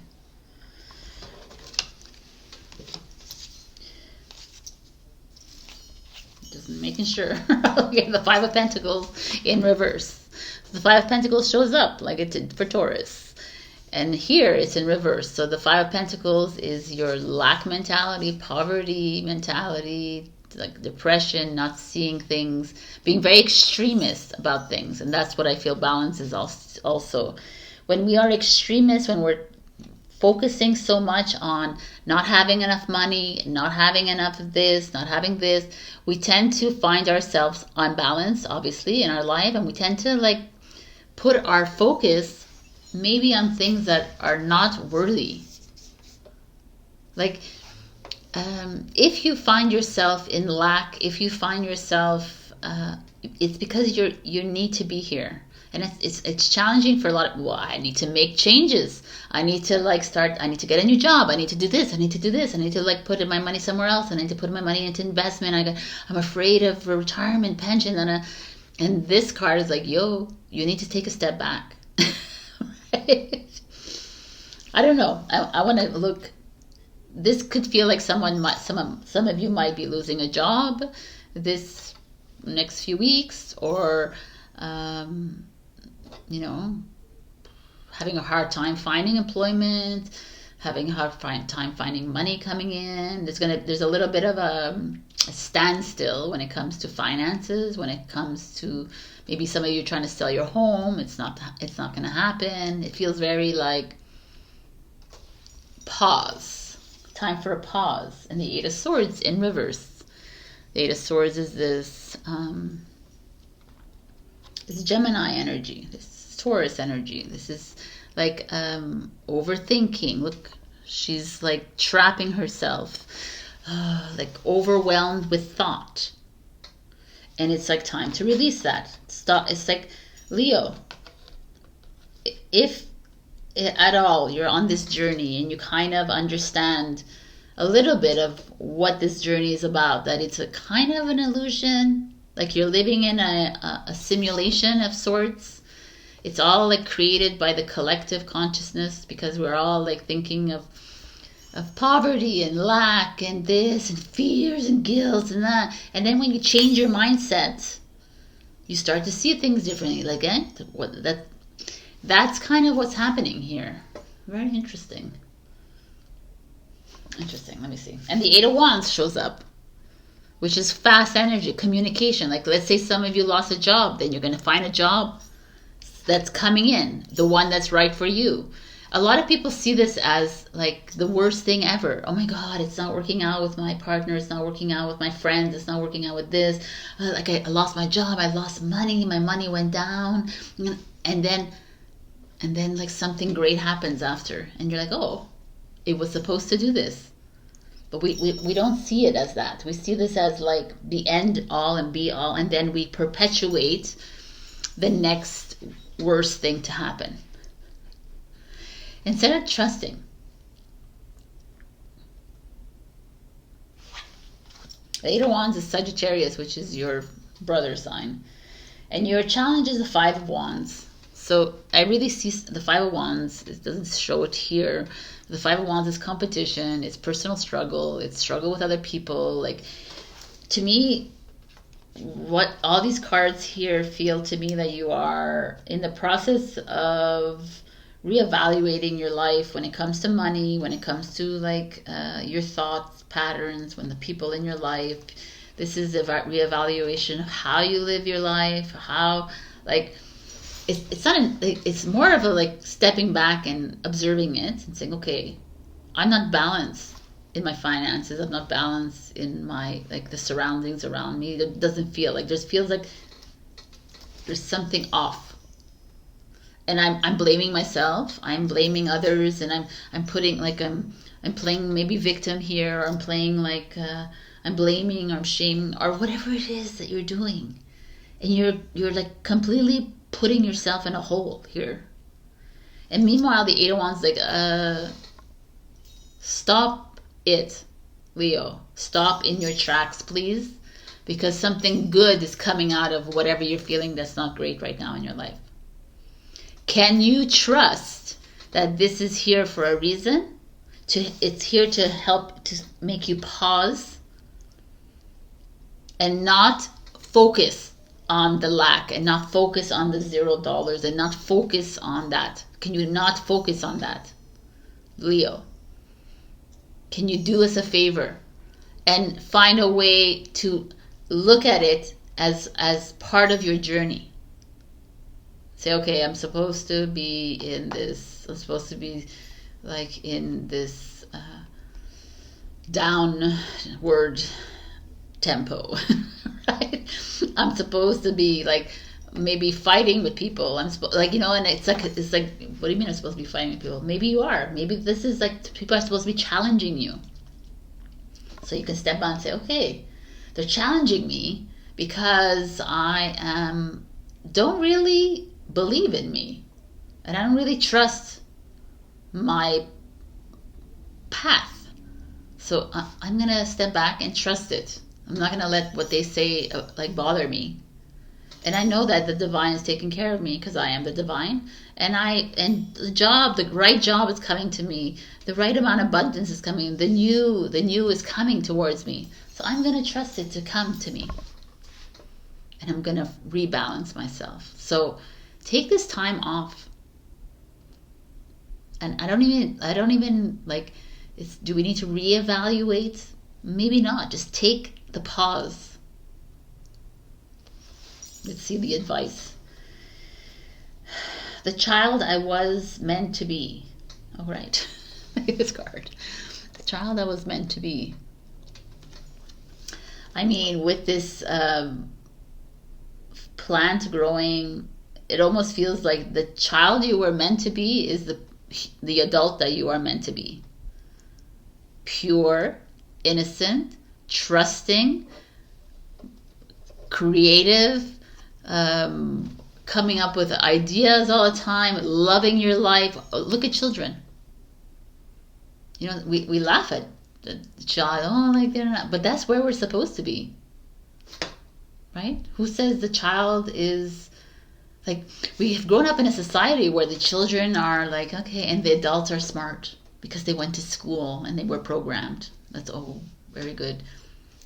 Doesn't matter how old you are at any stage of your life, right? Like the child within you was the one that was open-minded, that was not racist, that was not a feminist or a masculinist, or wasn't anything, wasn't an ist. Didn't hate, didn't feel guilty, didn't feel like a failure, wasn't afraid. So that's what this is saying. Let's go back to that, Leo. Let's go back to that time where we were free to be. We weren't like in this mess, because this mess is, we created it. We created all this because we're afraid. But fear doesn't exist. And the more we continuously live in that, the more you continuously create it in your life. And the child doesn't feel fear unless the adult makes them afraid, which the adult usually do that. You create fear in your children. You create hate in your children. You create it. So let's go back to when you were innocent and pure, and let's live a life like that. That's deep. All right. The vision. Exactly that. What I'm just saying. The vision, this polarized world we live in. We're always like, what is your vision of your life, Leo? Like, seriously, how do you see your life? This is what I'm talking about in the intro. We have the power to create our own reality. And if you truly don't believe it, then you are living, and you want to live in this life that is here right now, then it's your choice. If that's your vision of being always afraid and poor and saving for retirement and saving for the next rainy day and living a life of routine, and if that's the vision that you have, go for it. But this is coming and saying, Leo, what is your freaking vision? Why aren't you dreaming and creating that vision for yourself? What are the limitations that you have created in your mind that you think that it cannot be done?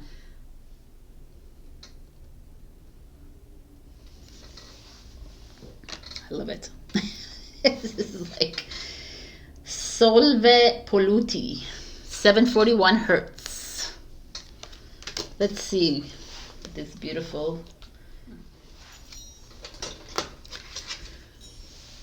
When this oracle appears in a reading, it is to call to clear yourself and your space in ways that feel affirming, inspiring, and beautiful for you. Trust that no matter how much gunk the ego-driven actions of humans might generate, it is in no match for the power of spirit at play in willing human hearts. May all such hearts join with spirit and with each other to clear and bless all creatures for the greater good. Connect to regular practices that help you connect to your inner light. Your light shall not be overcome by any darkness or negativity. Take time to clean your heart and mind of bullshit. All right. Okay. So 741 hertz. It's a high frequency. I listen to hertz music, and like usually this is a more connection to your crown chakra, but I often listen to 432 hertz. It calms me down. I do that every single day, but you can do whatever you want. But here, there's this feeling of you, Leo, releasing yourself from this ego, right? That is holding you back in a world that is crumbling.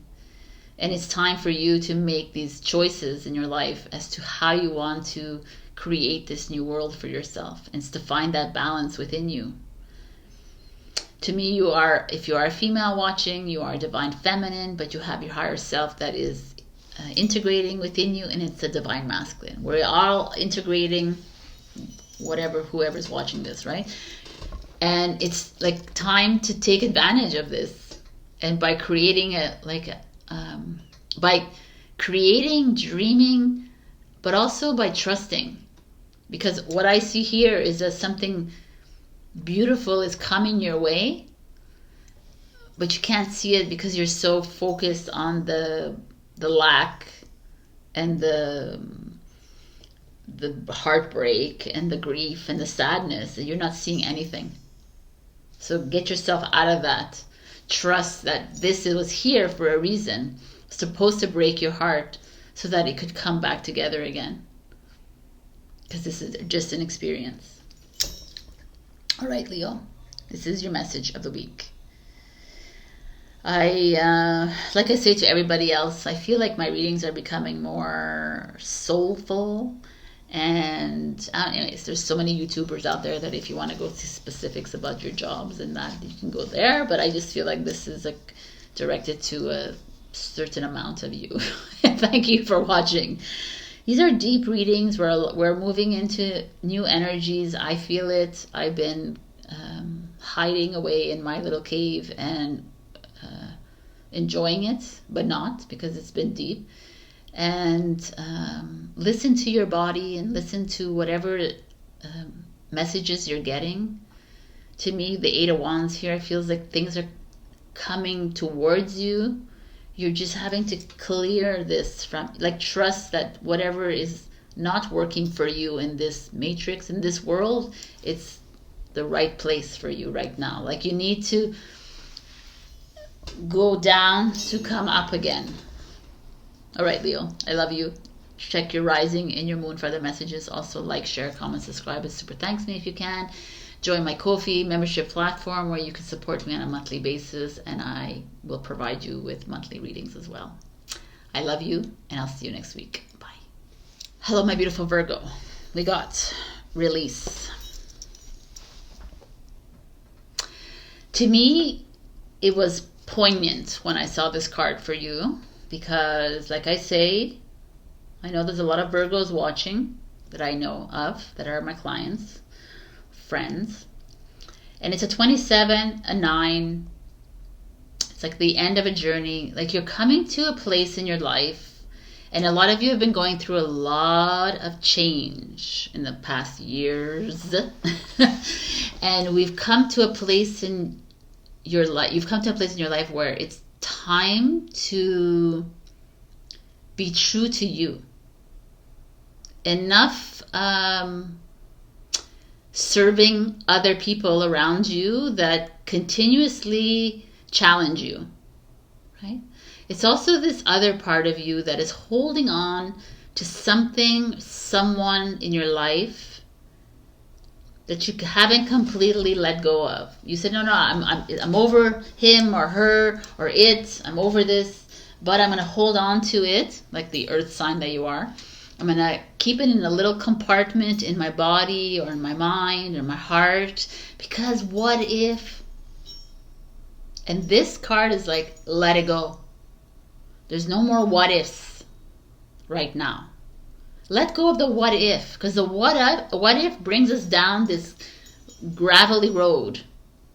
It brings us down into like massive obstacles, massive walls that we have to climb over and fall flat on our faces all the time. To me, this is so like cathartic for you, because it's like, it's time to say goodbye to everyone, everything that no longer serves you, Virgo. Goodbye. Shut it out. Finito. Terminado. Right? Like everything. Because really, if that person, that situation, that whatever is supposed to be in your life, it will return. Right? Why do we have to hold on to things that no longer, it's done, finished? That relationship that you had with that person, whether you were a partner, a family, a friend, whatever it is, finished, ready for new. The house, the this, the car, the money, the whatever it is you're holding on to because for a rainy day or because in case, let it go. Why are we holding on to? What are we holding on to? It's time to dream a new dream. If that person, place, whatever thing is supposed to come back into it, dream it into the new dream. If that's really what you want.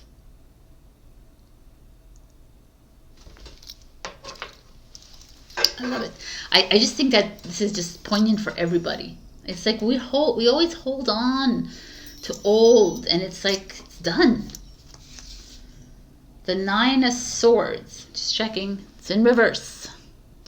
Release. This is exactly this. This is you and your anxiety and your stress and your overthinking and your fear of not having enough money, not being enough, not not having the right love, not being like in love, like all of it. Bye-bye. Stop thinking. Go to bed with no thoughts in your mind. Can you find it in your heart to like I've told this to many other signs up to now. Can you find in your heart to love and appreciate that which has come to you that felt very uncomfortable? That person who triggers you, that partner who that makes you uncomfortable, that you had to say goodbye to, right?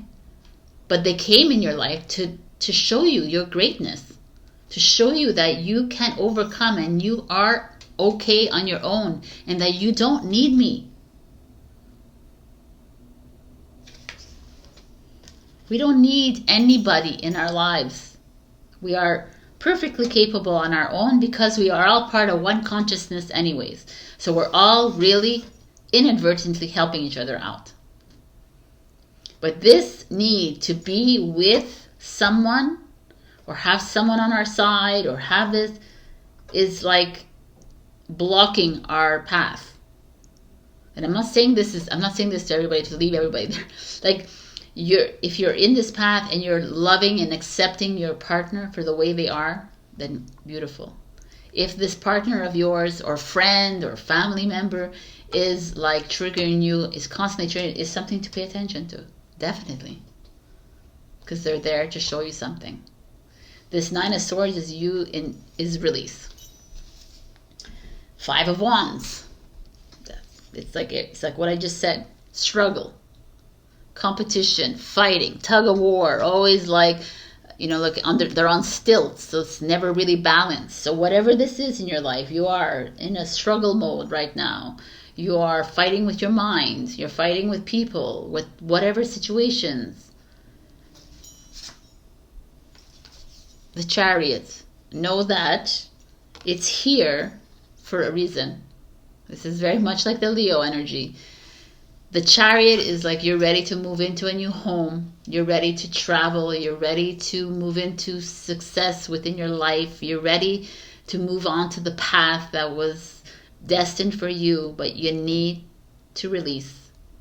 You need to allow these energies to come up that are uncomfortable. Don't push them back down.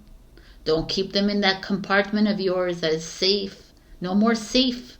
No more playing safe anymore, Virgo. It's time to freaking face the mirrors and to release them so that you can start your new path. And this is usually home and family. So it doesn't always have to be. This could be like I said, travel and maybe remote jobs or maybe something like this. But whatever this is that's holding you back, it's almost like you're holding yourself back because you just need to fix and you need to be in control of everything. Like, let it go. Your challenge is the Page of Wands. The Page of Wands is children. So obviously not every Virgo out there, but this could be like you're having an issue, you're fighting with yourself because your children will be involved in this. Maybe you're thinking of I don't know, breaking up or leaving something behind or making a change within a home and a family, and your children or kids or one child or whatever, someone younger than you is directly involved. But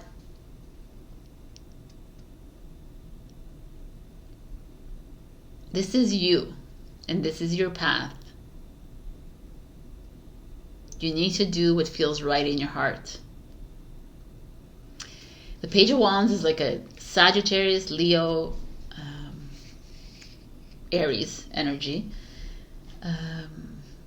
The Page of Wands is also this bright, shiny you, this like creator, this someone who's adventurous, someone who's always like wanting to start new projects, starting to do things, and it's in challenge mode because you've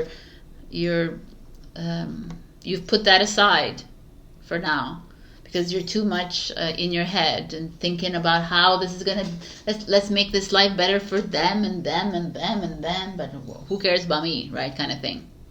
And it's time to start to do the things that you want to do. The Chariot is here to say that. The Chariot is like, you might be offered a new opportunity, a new job, a new home is coming your way, like a new house, a family, life. Like, it's just like there's a new path that is found itself to you, but the only way you can get on it is your release, your need to control the emotions, the need to control everything, and just, if you're always fighting, if you're always like sad and overwhelmed or anxious or whatever, and maybe it has to do with children, it's a possibility here.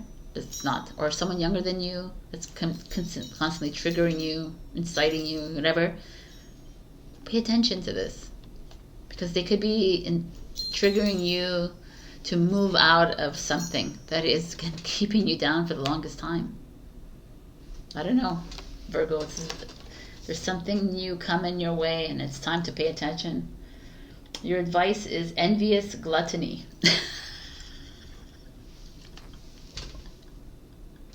I mean, I was going to read to you what it said in the book, but it was disturbing. I'll show you the book. It's The Dark Mirror. I don't know why I was compelled to use it, but envious gluttony to me is like, perhaps a lot of you are enamored by the idea of wealth and status and everything outside of us, right?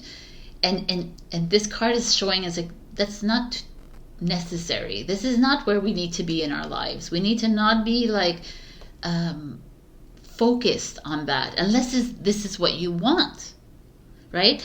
If you didn't listen to my intro, I talk about we have to start dreaming this new dream in reality, this new dream.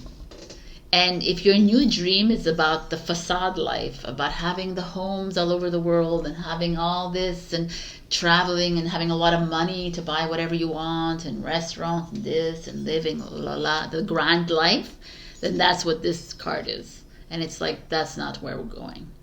Unless you want to go there. And again, I don't judge you if you want that. But it's choosing your paths. Because that path includes this. A lot of fear and anxiety and like this and hatred and anger and lack. So, wow. This is interesting that it's coming out for you. The river. This is like in the book. This talked about this moving to the edge of the ravine, and here the river shows up, and it's again this thing. Like the river is here, and you see this horse that's upside down, like it's the reflection, but the rest is a little murky. So it's like your river is flowing. If you take the river's all about emotions. It's it's the flow, the current state that you're in. What is staring back at you when you look down at the river?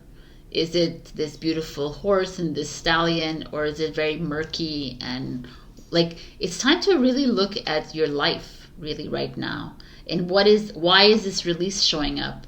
And you're like, well, my life is great. It's great right now. It's good. I'm happy that your life is really great right now. But for some Virgos, it feels a little challenging, because for some Virgos, I feel like you've compartmentalized some of that anger, and you've kept it like a little bit hidden, and that's what is trying to come out to be released.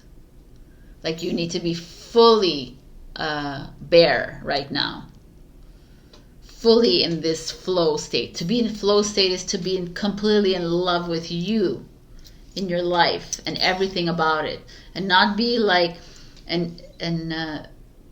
not every once in a while hit a rock or whatever. It's like completely flow state. And like, let's be real, we're all gonna be like hitting rocks and like downshoots of water and so forth, because this is our life, and this is how as we get out of this life, right? Out of this constraint of life.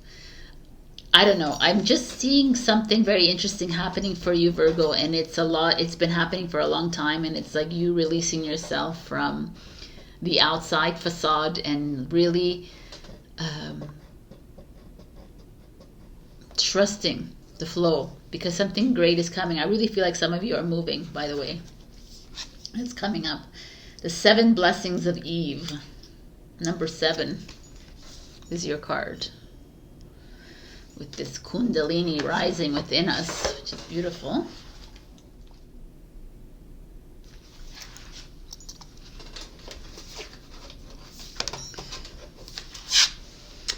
A spiritual gift shall enter your heart and manifest as a blessing in your life. You have innate talents and abilities which will support your soul into full glorious manifestation. You have been blessed with a beautiful divine destiny to fulfill. You have natural healing ability. Choose your thoughts and words as they reflect what you truly wish to put out into the world, because your influence is stronger and further reaching than you realize. This oracle encourages you to seek the knowledge you need to, not to be held captive by secrets or misinformation, and to know that from that knowledge you shall be able to shed false views and grow in wisdom. It's a shift away from shame and confusion, perhaps feeling you have something to prove, or that you are not enough, or that you have to atone for a failing in this or other lifetimes. Instead, your soul is moving you toward a realization of the inherent goodness and grace that is your real nature. You are blessed. Wow, it's a beautiful card. Like, the snake, to me, I know a lot of people look at a snake and their fear of the snake, but this Kundalini energy within us, the sacred sexual energy within you that is rising, that is the divine feminine energy within you. And it's time to, like, whether you're man or woman watching, it's time to to step outside of this outside facade world and to realize that in facing these fears and in facing this ugly that's inside of us is how the river will begin to flow, kind of thing. I know it's all metaphorical and everything, but this chariot to me feels like you're on your way to something great, but it's you're going to come across some really challenging times, and people, and it might come up with younger people in your life, and they might be triggering this within you, but they're triggering for you to look inside and say, okay, wow, I'm afraid to do something. If you're afraid to do something, it's something to pay attention to, right? Because fear is made up in your mind. So this is, again, very deep, like every other reading this week. It could also be because I'm in a deep mode. So the cards came out for the way I'm feeling, but I feel like we're all in this together. So you're not alone in this. And the quicker you face the triggers and the more accepting you are of these triggers, the easier it is to release. All right, I love you. Check your rising and your moon for other messages. Also like, share, comment, subscribe, and super thanks me if you can. Also join my Ko-fi membership platform where I can give you extra readings for a little price to support me on a monthly basis. I love you, and I'll see you next week. Bye. Hello, my beautiful Libra. We have fear as your card overall energy of the week. And to me, I see this card and I feel like this is the collective. This is the energy that everyone feels, by the way. It's not only you, but it's showing up here because some of you are holding yourselves back from making a move in your life. Whether it's commitment, whether it's a relationship, whether it's leaving a relationship, whether it's starting a new job, whatever it is, starting fresh, moving, leaving, doing, whatever the action is to you, you have created this false evidence appearing real, fear in your mind, and you're frozen, like you can't move. And fear is a program. Fear is a program that we have learned from young. Don't touch that. You're going to burn yourself. Don't do this. Right? It's like a learned emotion. Fear doesn't exist because we are beautiful beings of light. We are powerful. We can create our own lives. And we've allowed fear to come in and play this game with us. You're not good enough. You don't have enough money. You can't do this. You can't do this. You're nothing. You're zero of this. You can't you're not good. You've never been able to have a relationship. All this is this. It's all made up. It's all like in your mind, keeping you down, keeping you in this survival mode. Fear says no to the flow. Right? But you want to be in a flow state at all times in your life. Let it go, let it flow, right? And fear keeps you back, keeps you small, keeps you without power. And this is huge to me because this is everyone in this world. If we did not live with fear, so much would change in this world. But we all live in this like, oh, I can't be, I'm not good enough, I'm not tall enough, I'm not this enough, I'm not whatever. So what's happening for you? Is this supposed to be like this? Oh, we have the Lovers in reverse. Lovers is relationships. It's in reverse. So right away I have to say that some of you Librans are challenged within your relationships. With your partners, romantic partners, with your, maybe there's like, with your friends. I don't know if I would include family in here, but it's usually partners, friends, Could be family, but there's an issue here. There's a standstill moment. There is a you can't speak up. You're afraid to talk honestly within your relationship. This is a choice. Some of you feel like you don't have a choice within this relationship. You don't have like the power to speak, the power to talk about, to communicate. Some of you feel like there's all this showing up here.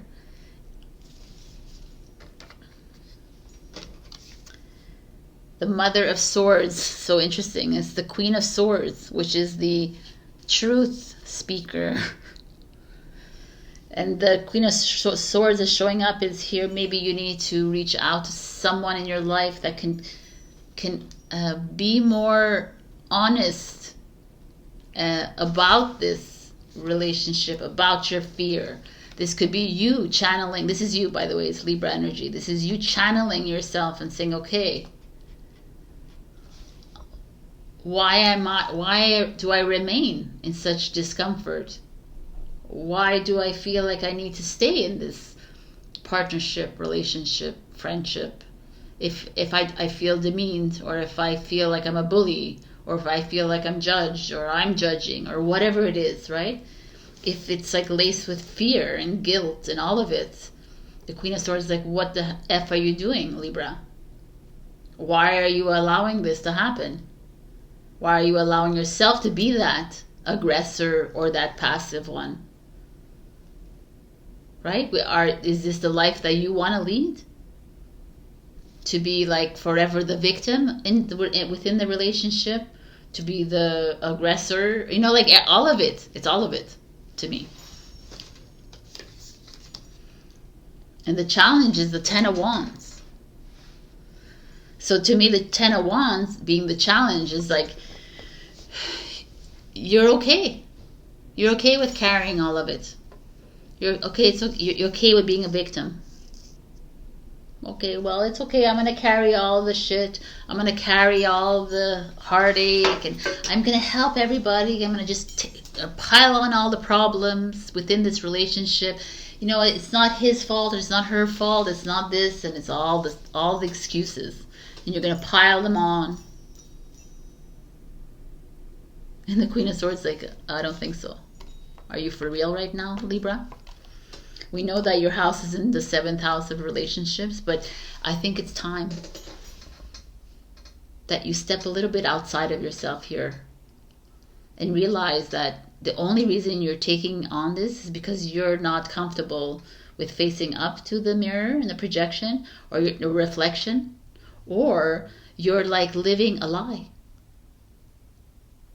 That's why we allow fear to live within ourselves, is because we are not honest with ourselves. We're not able to look at ourselves and say, look at the ugly, and look at the... You're not able to do that because we are ugly and beautiful and evil and good. We're all of it, right? We're all polarized beings, bipolar beings. You're not just beautiful and good and polite and kind and if you truly don't believe that you're that polarity, then that's the lie that you're living. Because you're all the ugly, the negative, the whatever. Right? At one point in your life, you have acted upon something. And it's okay. Because that's who you are. And that's the experience you wanted to live. And the Queen of Swords is like, yo, love yourself and stand in your truth now, Libra. Where do you want to go? What are the choices you want to make? Why do you feel like you have no choices in your life? Why do you keep holding yourself back?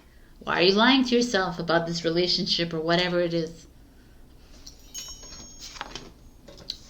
The Empress is the next energy. And the Empress is divine feminine energy. Whether you're man or female watching this, the Empress lives in fear. Oh yes, she does sometimes.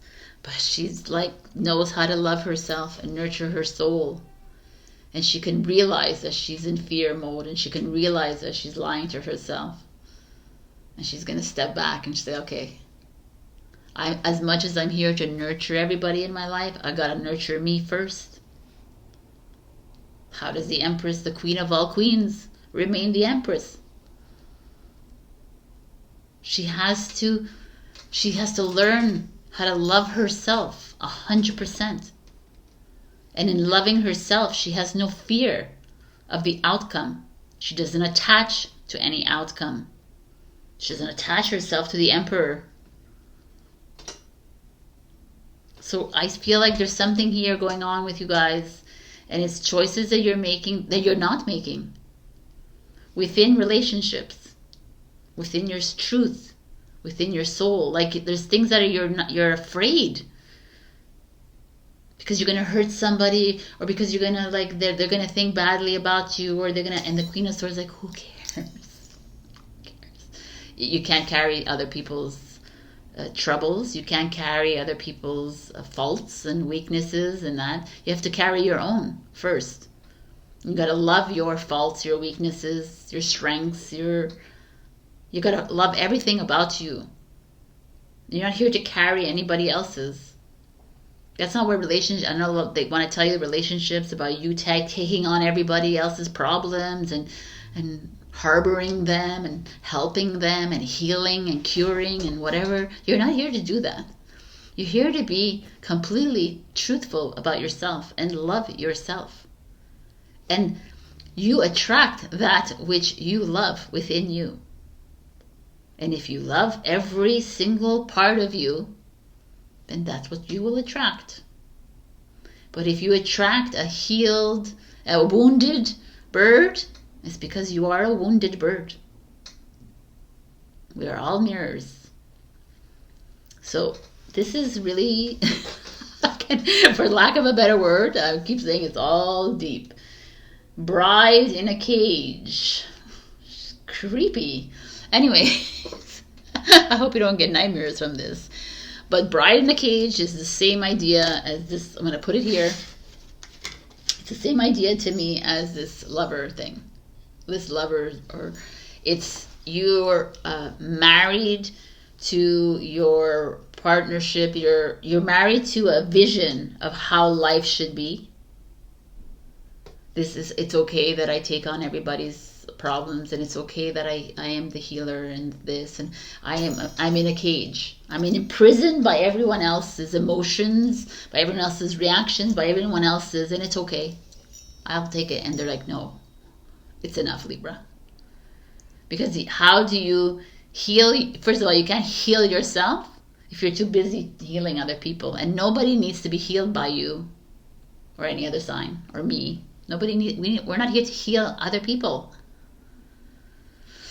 Oh my God. It's really deep to me, because I think all these readings this week is just like this realization of who we are. And we're not here to, I don't know. We're not here for others. And some of you are having problems within your relationship, and it's time to get real. It's time to start nurturing your soul in however way it is. But first you need to get real with yourself. The mask. Oh my God. This is everything. The mask is you hide behind the mask. I am the perfect girlfriend. I am the perfect wife. I am the perfect husband. I'm the perfect boyfriend. I'm the perfect teacher. I'm the perfect friend. What is perfect anyways? What does that even mean? Like, stop hiding. If you feel, stop hiding behind the fear that doesn't exist. It doesn't exist. Stop hiding behind the love that you have in your heart. Stop hiding. It's like this whole thing is about you being completely honest and transparent to yourself, to us, to everyone else as well. Be completely open and authentic, which is the Queen of Swords, which is you. But you stay in these like unhealthy relationships because you don't want to hurt, because you're afraid of what? You're afraid that you'll be rejected? Okay. So, but you want to stay in a relationship that you might be rejected in? Right? Where's the logic in that? You want to stay in a relationship because he might be upset, he might be angry, or she might be this and that. But you would want to stay in a relationship that person would react that way. Take off the mask, peoples. Stop living in a cage. The vulva of Cedar. I don't know. The vulva of Cedar is another one. And this is the White Light Oracle. And it's number 30. So let's see what she has. Oh, I opened right on it. Your inner spiritual power can heal circumstances in your life and our world in ways greater than you realize. Journey within to gain clarity and conscious redirection of your inner energies toward what you wish to manifest. Do not try to control what is happening. Instead, work to bring positive influence to bear, so that you may contribute constructively towards shaping the outcome for the greatest good. The patron goddess of Cedar is Freya, the Norse goddess, but Freya is also a witch. But anyways, the Norse goddess with an insatiable appetite for pleasure, life, sensuality, the finer things, and unconditional freedom to be as she chooses. It's very Libra energy, this. She's also a goddess of war. Hence, she is not afraid to enter into battle, nor love. 1000, that's you. Okay. She reminds humanity of both our innate spiritual power to embrace all of life and the inner spiritual resources we have to make it through any difficulty without compromising our hearts. The art of Cedar is one of collective dreaming and doing. It is the ability to move in darkness, to become wise to our own potential, to become manipulative, controlling, and therefore negative, and to outsmart that by consciously choosing to bring love, freedom, spiritness, and passion into our lives. The message of this oracle is that you're able to bring a positive influence into whatever situations or circumstances unfold in your life. Dedicate yourself to goodness, believe in your power to effect positive change. I mean, it's beautiful. But I also think that you should, the way I see things, is also harness the negative part of you, because that's the beauty. All these books are written like years ago, so we are moving and evolving, and I feel like this is like a beautiful energy to show that you are that powerful, that you can dream your new life into existence, but it not by being laced in fear or imprisonment or with masks on, right? These are like to keep you hidden from the world outside, to keep you hidden from your true light. Fear is made up, right? It's time to get freaking real with yourself. Anyways, you've already heard what I had to say. I don't have to repeat it. Like that. That's how I feel about this reading. I love you. Check your rising and your moon for other messages. Also like, share, comment, subscribe, and super thanks me. And I've also created a Ko-fi membership platform where you can support me on a monthly basis if you, I provide monthly readings as well and other stuff too. I love you, and I'll see you next week. Bye. Hello, my beautiful Scorpio. We got number 17, which is a powerful number. Self-reflection. So, mirror work, in other words. It's this, I love it because it's this duality side of you, your divine masculine, divine feminine, looking at you on the other side. And on the other side, you're like filled in emotions, right? You're almost drowning in your emotions. And it's just like, what is this? This is the positive and that's the negative, or whatever it is in your life. This is the love and that's the, it's all the polarities showing up in your lives. And you just looking at them and saying, okay, accepting, appreciating all of it that's shown up in your life. Every reflection in the mirror, whether it's ugly or beautiful or strong or weak or whatever it is, it's you.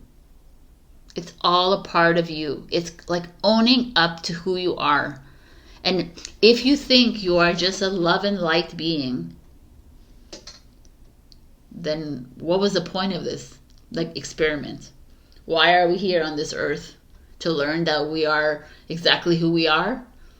from like we're a star being and we're here and we're just love and light. No, we came to experience this earth, this humanity, this collective energy.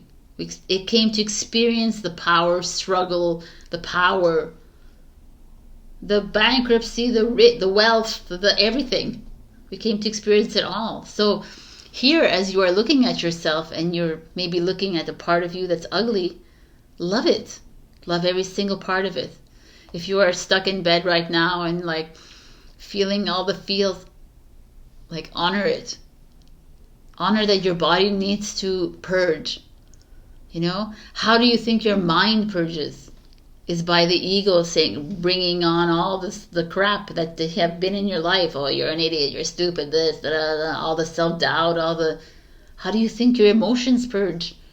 Right? It's the feeling the feels. We need to purge. And this to me is self-reflection. I feel like some of you are deep into looking at yourselves. Like it's sometimes it's ugly and sometimes it's beautiful, but whatever it is, it's there for a reason. It's to honor this journey of yours.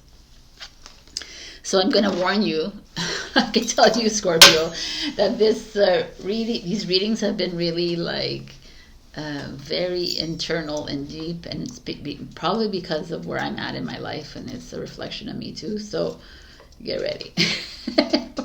We got the Queen of Pentacles.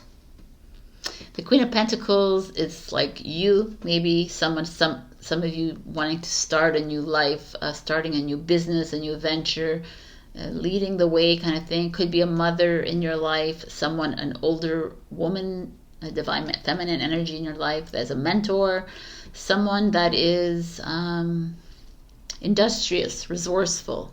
It's a Capricorn energy. I can only understand if I see what's coming up. The Two of Wands. So that's interesting right there. There's Aries.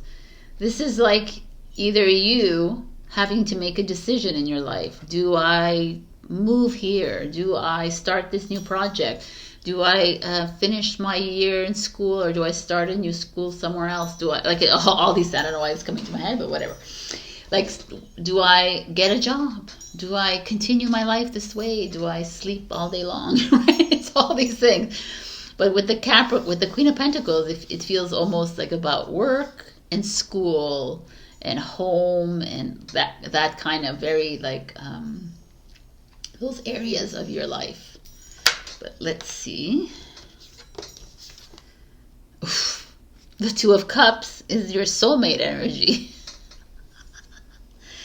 So that's kind of beautiful. This is like not so deep. It's really logical here. There's like maybe maybe one of you have a mother or a grandmother that is not feeling well, and or you're living with the like a mother or grandmother, and you're like making a choice. I don't know. Let's see. Ooh, your challenge is the Emperor, which is a father figure. And a man and a divine masculine and a government and a boss and a job and something. This is so interesting. We have these two, like, I mean, this could be you, right? This is the challenge. You within a relationship that's wanting to make a move, and you have, no, who the hell do you think you are? You're not leaving anywhere. And I'm telling you that it's the best thing, because you're going to meet your soulmate, right? Like, listen to your instincts here, people, Scorpio. There's like a part of you that wants to open your own business, and then the government's like giving you all this shit, pushback. There's like people who don't want to give you the loan, or there's nothing, and I'm like, do it, because the Two of Cups could be not only like romantic soulmate, but you could find your partner. You could find this love of life. Like Two of Cups is loving life. I don't know, choice, you know, like this is love. To me, it's like you are experiencing someone is holding you back, controlling you, trying to control you. Could be someone with an ego that's like hindering you from taking this necessary step. That could be your ego, right? Your self-reflection. Your ego is like, no, no, you're not good enough. You can't do this. No, you can't make this move. You can't do that. No, you have to stay with him. No, no, no, no. Like, and on the other side, I'm just telling you, Scorpio, there's something beautiful. So don't get influenced by this like ego, this control, this banker that doesn't want to give you the loan, this father that doesn't want you to go wherever, this whoever this is, this divine masculine energy that's holding you back from maybe making one of the most significant moves of your life.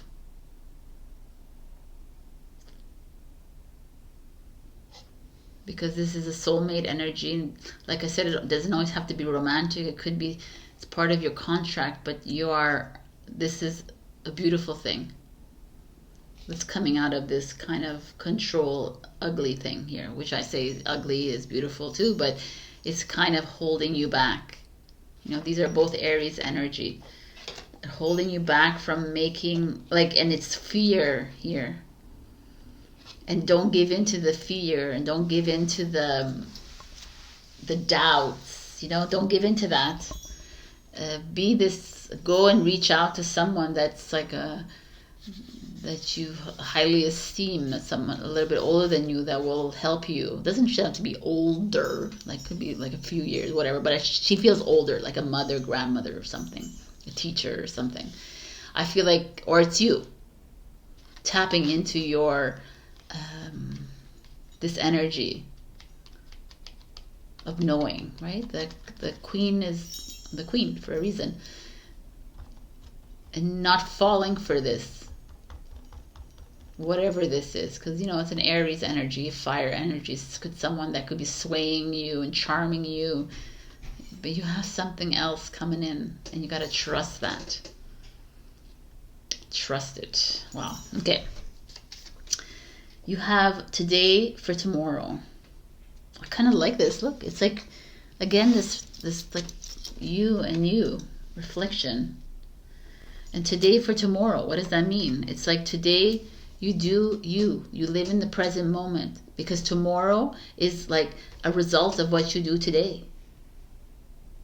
If today you fall for this guilt, and if you fall for this ego, and if you fall for this, if someone puts a hand in your face and stops you from getting a loan, or stops you from getting into that class, or stops you from, then you have to find a way around it, right? In the moment, in the present moment.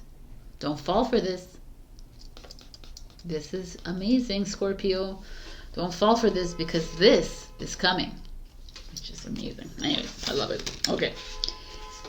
All right, relax. The heart shows up. The heart with this, I always thought it was a red pearl, but it's not. It's the galaxy. With these two people on a rowboat. Always reminds me of The Notebook, the movie. And this nest. The heart, to me, is you, first of all. The heart is, listen to your heart. Listen to your soul. Stop listening to the mind. All right, I'm going to put it underneath the mind, because you are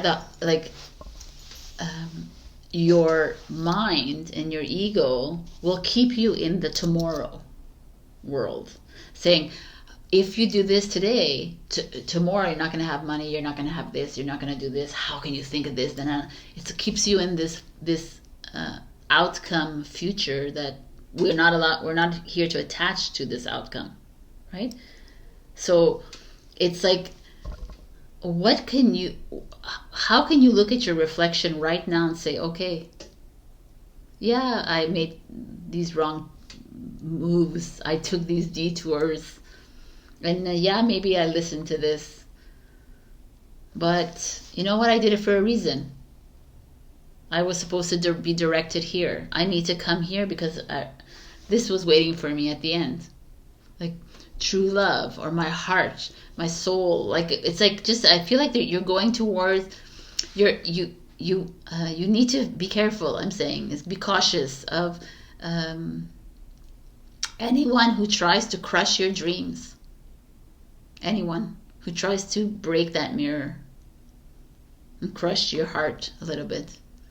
Because the heart, you're the heart and soul of you.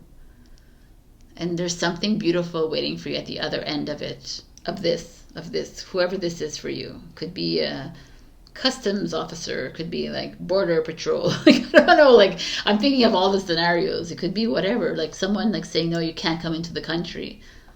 You have to figure it out because there's something waiting for you at the other end of it. Okay. Sovereign Queen Maeve. Nice. This is your card that I will read to you about. Number 40, 32. Value what is sacred to you by protecting it from interference, even that which may be well-intentioned. Be compassionate, but set firm boundaries. You are going to triumph over a negative situation. It will take courage, but you have more than enough inner strength, resourcefulness, and boldness to accomplish what you wish to attain. Do not give up. You have the ability to connect with higher worlds, so open your heart and mind to the light. Anyways, sovereignty, right, is like, sovereignty is owning yourself. It's like trusting that what you are in this world. Independence, right, is you're not needing, nobody can control who you are. And here I feel like you will be given a test of time or something, a test. Like this emperor is this ego, this control, this like authority that will test you and say, no, you can't do this. And here you are, and you need to. I'm saying you need to do this because the Two of Cups is the goal, right? Is the prize at the end. So trust your heart, trust yourself. If your instinct said to go, listen to it, even if you're getting pushed back from everywhere. You are the sovereign queen. You are the sovereign king. You are it. Listen and trust today. Don't think about tomorrow, because tomorrow is where the doubt comes in. What a beautiful, I think this is the most positive one of everybody. Everybody's been positive, but it's very like, woo.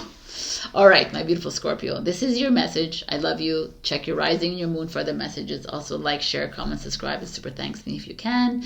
And I have a Ko-fi membership platform where you can support me on a monthly basis. And I provide videos to you monthly and so forth. I love you, and I'll see you next week. Bye. Hello, my beautiful Sagittarius. We got self-love, which is a beautiful energy to have. Self-love is explanatory what it is, but this is also like a message of stop comparing yourself to others.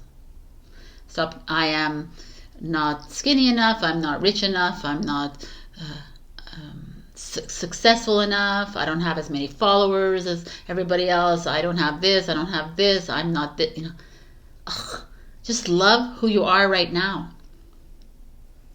This is where you're supposed to be in your life. Whether you're down in the dumps or up in the high, it doesn't matter, because that is where you've chosen to be right now. Because if we're in the down in the dumps, it's because we're wanted to experience it, and it's really challenging for a lot of people. But anyways, this is self-love. Love yourself. What do you want to do with this card? You want to go and spend a week at a spa? Do it. You want to sleep on the couch or wherever in your bed for a week straight? If that's loving yourself, do it. If it means, I don't know, whatever it means for you.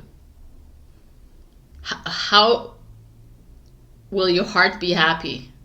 Do that. Also, like, stop hating yourself for anything, right? Because we tend to put some big expectations on ourselves And expectation is all fake. It's all fake. We're not. What are you putting an expectation on? For what reason? It makes no sense.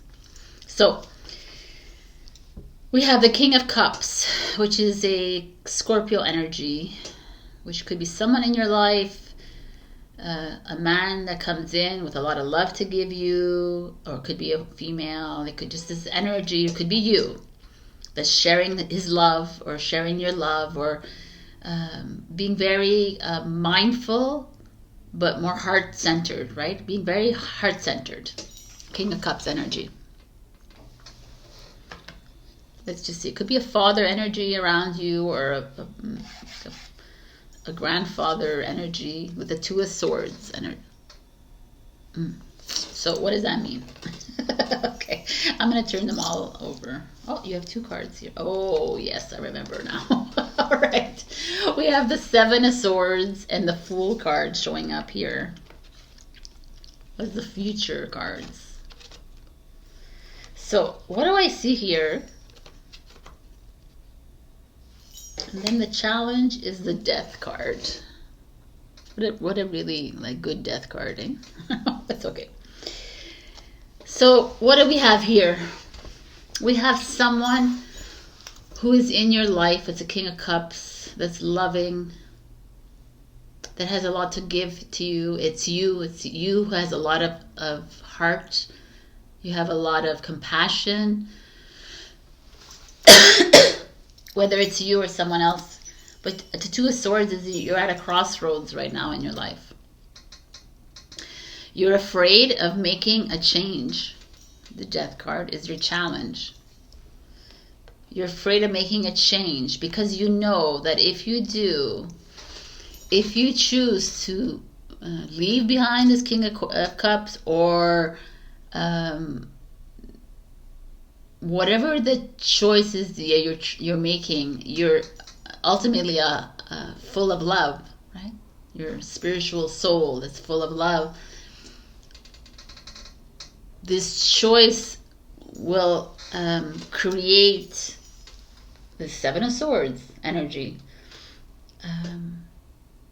Anger with someone else. Someone will feel deceived.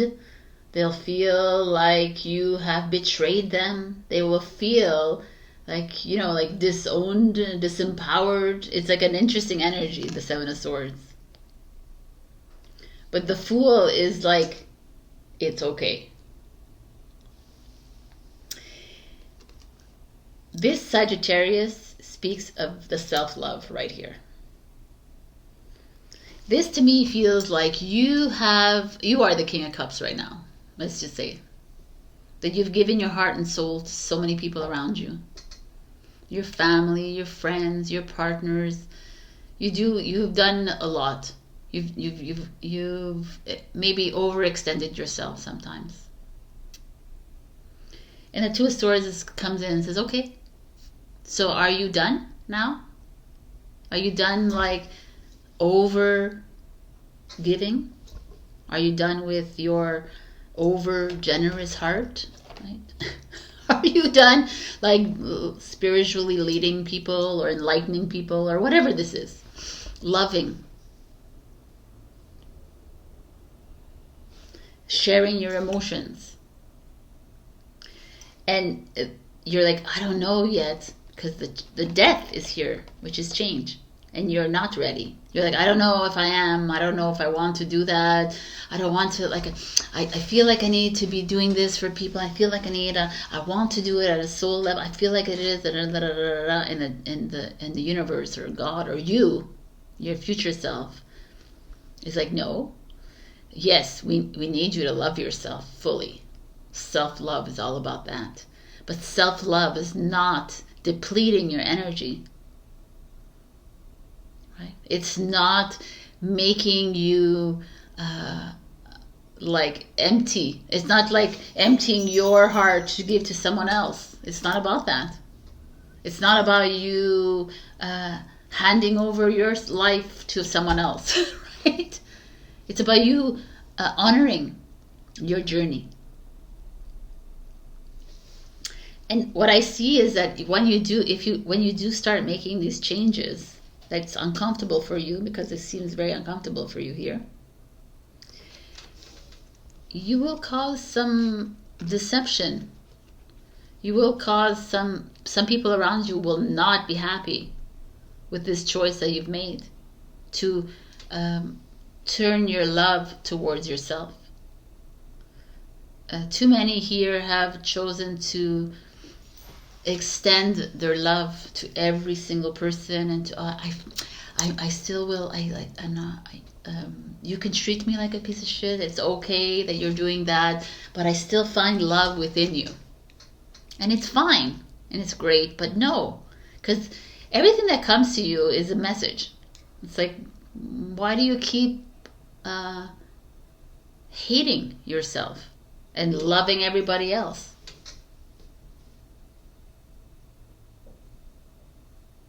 This is interesting to me.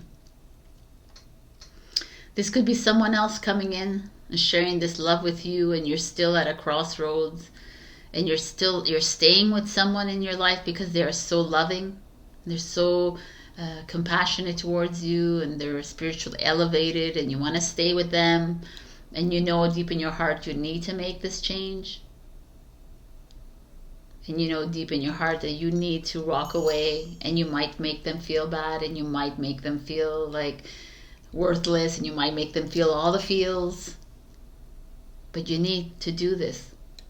So there's like a lot of scenarios here, but all the scenarios lead to you, Sagittarius, taking a risk and jumping away from this need to heal and cure and help others, or this need, from a person that's smothering you as well with all of it. Because self-love is a journey, is a personal journey. There's no one that can give you, they can give you like miles and miles of love, or whatever, like pints and whatever of love, but if you don't love yourself, this is useless, right? It's like this journey we learn is that, I've said this to a few other signs, if we do not love ourselves, it's pointless, because we'll always attract people who do not love themselves either. You attract that which you are. So if you continuously feel worthless, then you will continuously attract worthless. If you know what I'm saying, there's no one that can come and change you. They are only the reflection of you. So our destiny, our path is about loving ourselves, and only ourselves, before we can actually love another or accept love from another. Because ultimately you're not even accepting full love from someone else if you don't fully love yourself. And you will, the Seven of Swords speaks like you will harm or like disappoint along your, I just saw like a shift of energy. You will disappoint, but ultimately you have to. Ultimately saying you have to, but you will, because this is your journey. This is your time, Saggy. It's time for you to fall in love with you again. And I'm not talking physical. I'm talking physical, emotional, mental, spiritual, energetic. All of it. Not just one. All of it. And you're like, is that even possible? 1,000%. Does it take time? 100,000%. Is it a lot of work? 1,000%, right? Is it challenging? Oh yeah. Because it requires you to move away from this and to accept this and say, okay, yeah, I see why they're upset at me, but I have to honor my own journey.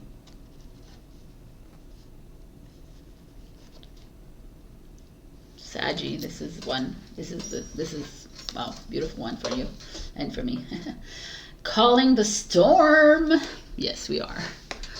I mean, this is kind of this to me. We're calling the storm by loving ourselves. And it's really, like, it's interesting to see that, right? Like, loving myself, I'm calling the storm, Sabrina. I'm calling the Seven of Swords, yes.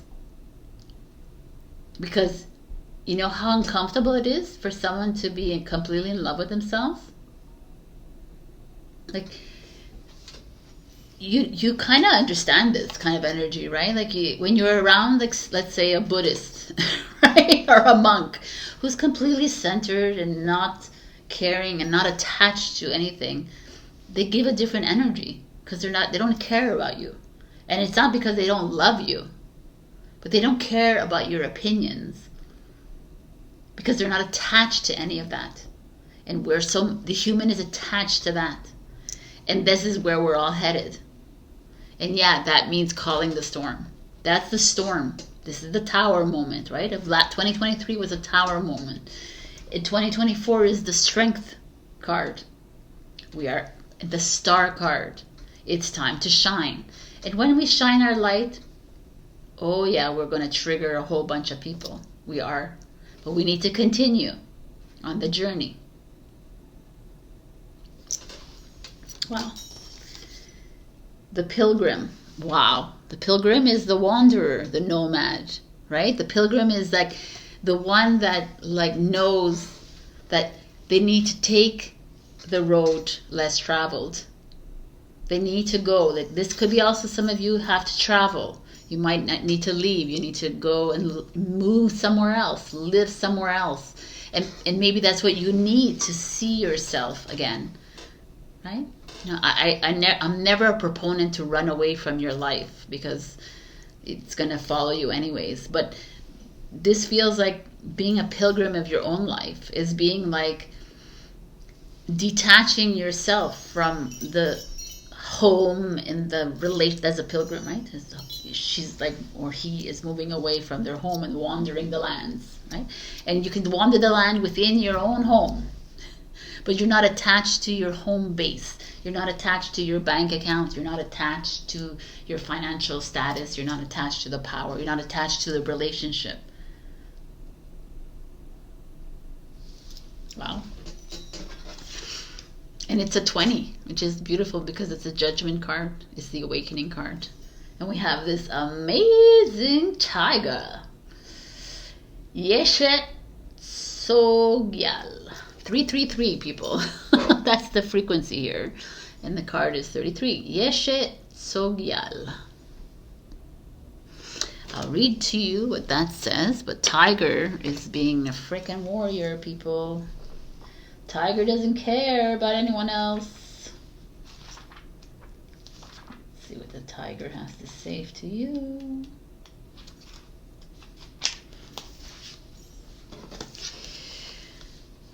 You shall overcome all obstacles. Success is imminent, so stay connected to your path no matter what and continue to apply yourself. Allow your spiritual path to support you in all areas of your life. Live by your spiritual beliefs.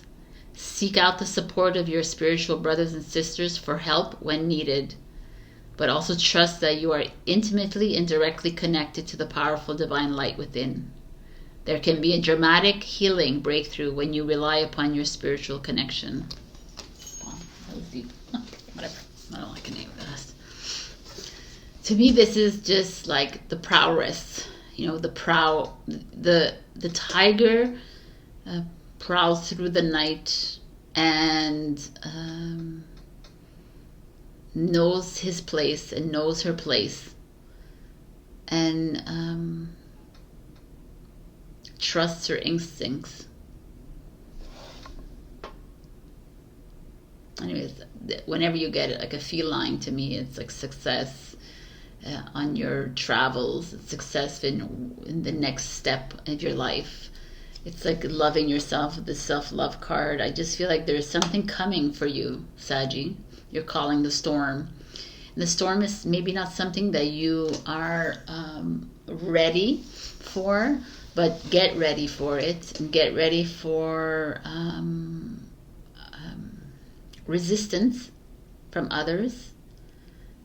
Don't see it as an obstacle. Instead, look at it as a part of your journey and say, okay, I'm doing something right. I'm triggering. It is what it is. You're starting something completely new, and I can't wait to be part of this. All right, Saji, I love you. I'll see you next week. Check your rising and your moon for other messages. Also, like, share, comment, subscribe, and super thanks me if you can. Also, I have a Ko-fi membership platform where you can support me on a monthly basis, and I provide monthly readings and other things. All right, I love you. Bye. Hello, my beautiful Capricorn. We got patience. Now, it's funny because when I can clearly see that this thing is like all the way up here. Hello, my beautiful Capricorn. We got patience. When I was looking at this card, like just now, actually, I was like, oh, this is a great card for some of you Capris that are watching, because like I said in Instagram and Facebook, it's about the journey and it's not about the destination. You know, it's like we're always like ready for the next, like wait for the outcome to come true. Like, I put so much work, why am I'm not successful, Sabrina? I put so much, why am I not, like, why don't you enjoy the journey with its ups and downs? You know, the journey is, I declared my love to this person and they haven't reached out yet. Well, like, why are we in such a like gratification mode all the time, that we need instant gratification? I said this, they didn't answer, it's over. If you have Sagittarius in your chart, it's really beautiful energy to even just watch, even if you don't have it in your chart, because it's about self-love. And it's all about this quest that we are on this earth of loving ourselves completely and loving the flaws and the weaknesses and all of it, the negative, the evil, everything that you think is dark about yourself, right?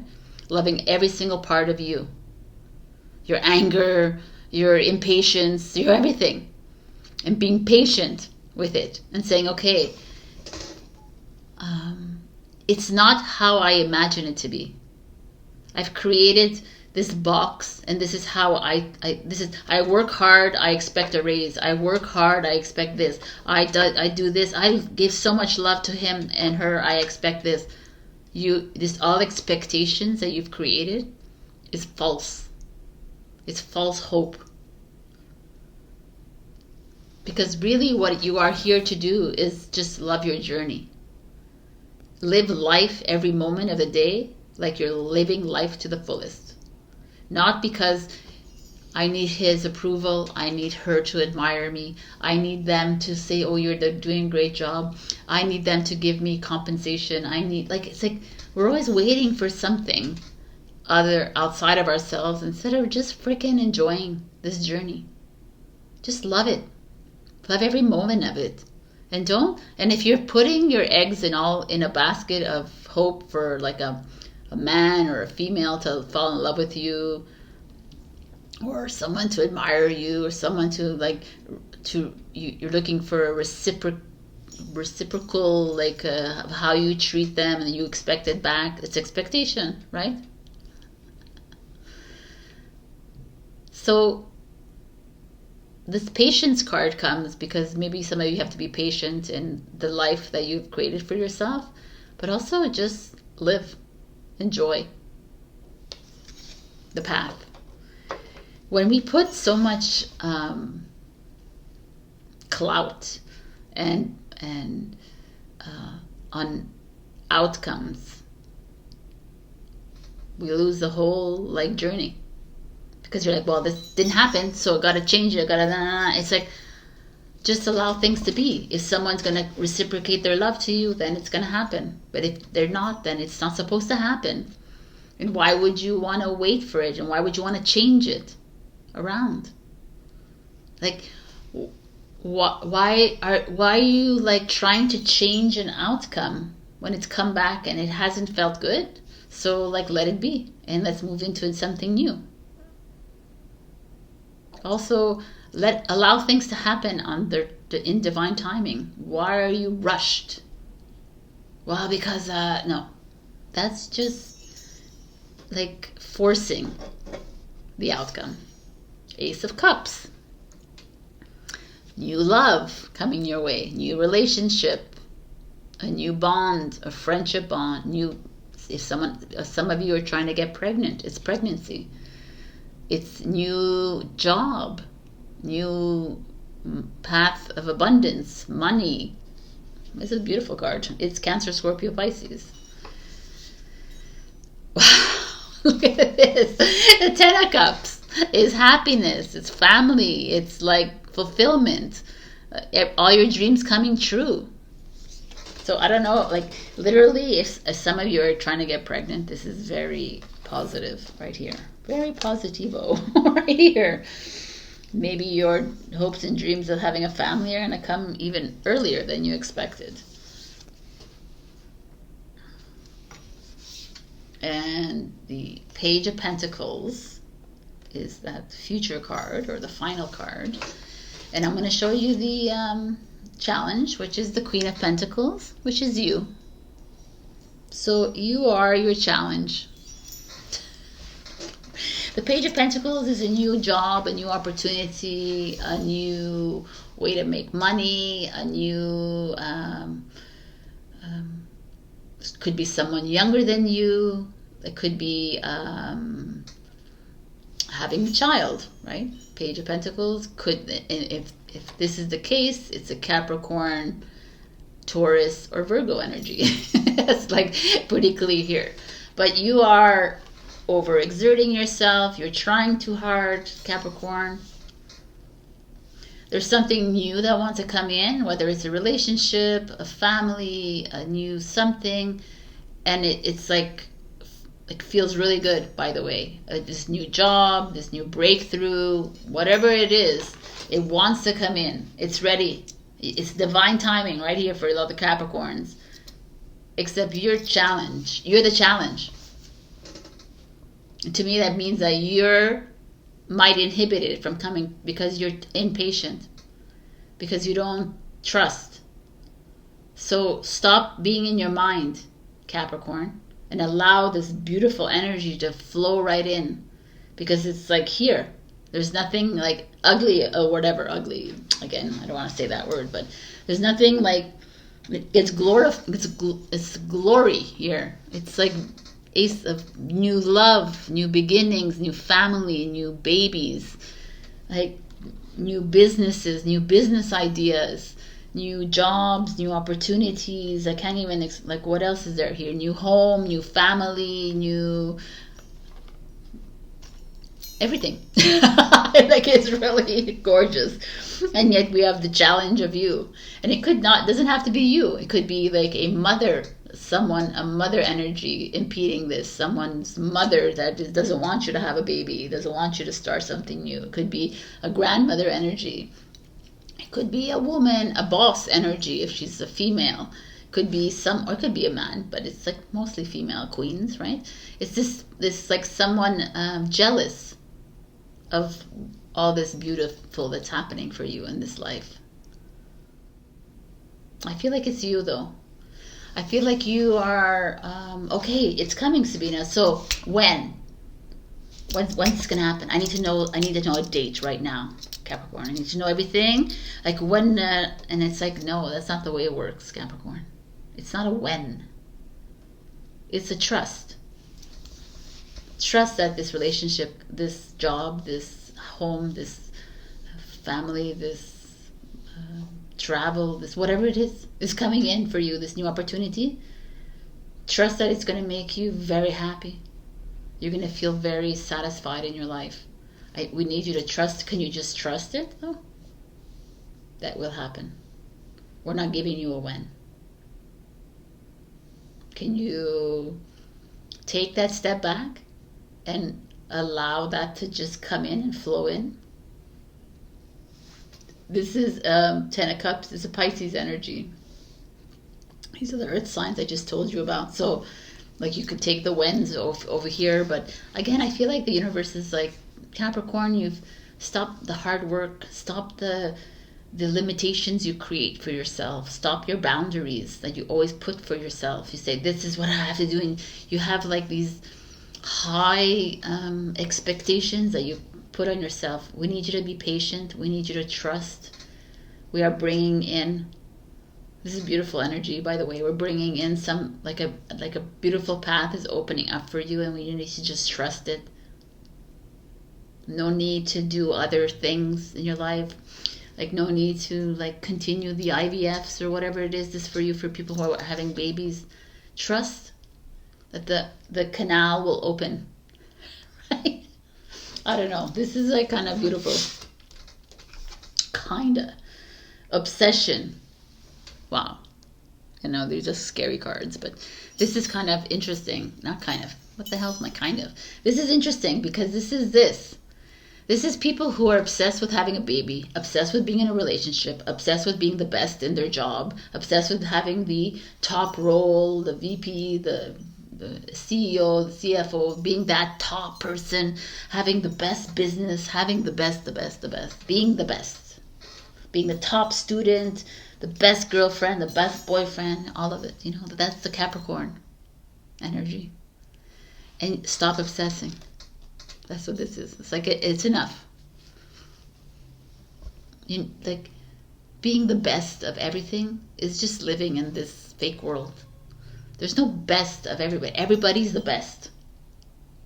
You're not the best. You can't be the best of the best, right? We're all the best.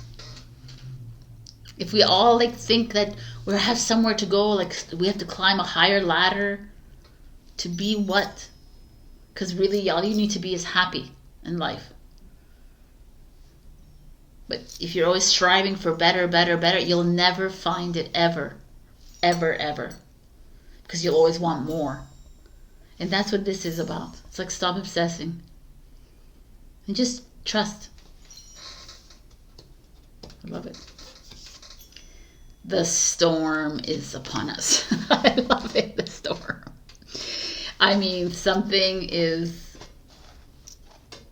it's really kind of interesting because everything like seems so peaceful, but again, you're not. You're here, and you're the storm probably, right? And you're to get to the. I love the storm. I love the tower. These are moments of.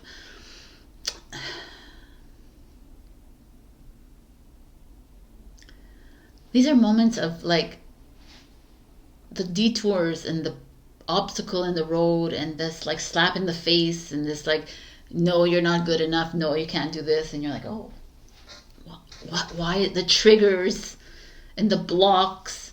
These are like, hello, Capricorn, enough doubting yourself. This is the detour is here for a reason because you're going in the wrong path. Like you need to trust. Why are you so hell-bent on finding the right person, finding the right this, finding the right... Don't you trust your path?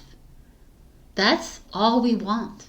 It's for you to trust your path. It's not we, it's you. Your higher self is like, you created your own path and now you're going off on a jaggedy road, right? You're creating all these like hindrances and all these like obstacles. You're doing it on your own. You're creating your own maze because you haven't trusted your path.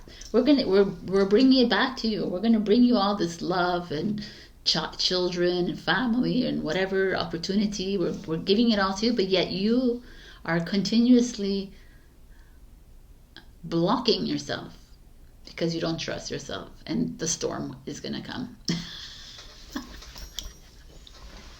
Trust the storm. That's what I'm saying. Don't be afraid of a storm. Trust the things that are going to happen in your life. Like, oh my God. Wake up calls. That's what I'll call them. It's the wake up calls. Trust them. This is fun. Happy birthday, by the way, Capricorn. Ooh, you have Seraph of 963 hertz. 963 is very powerful frequency to listen to. So, number 21.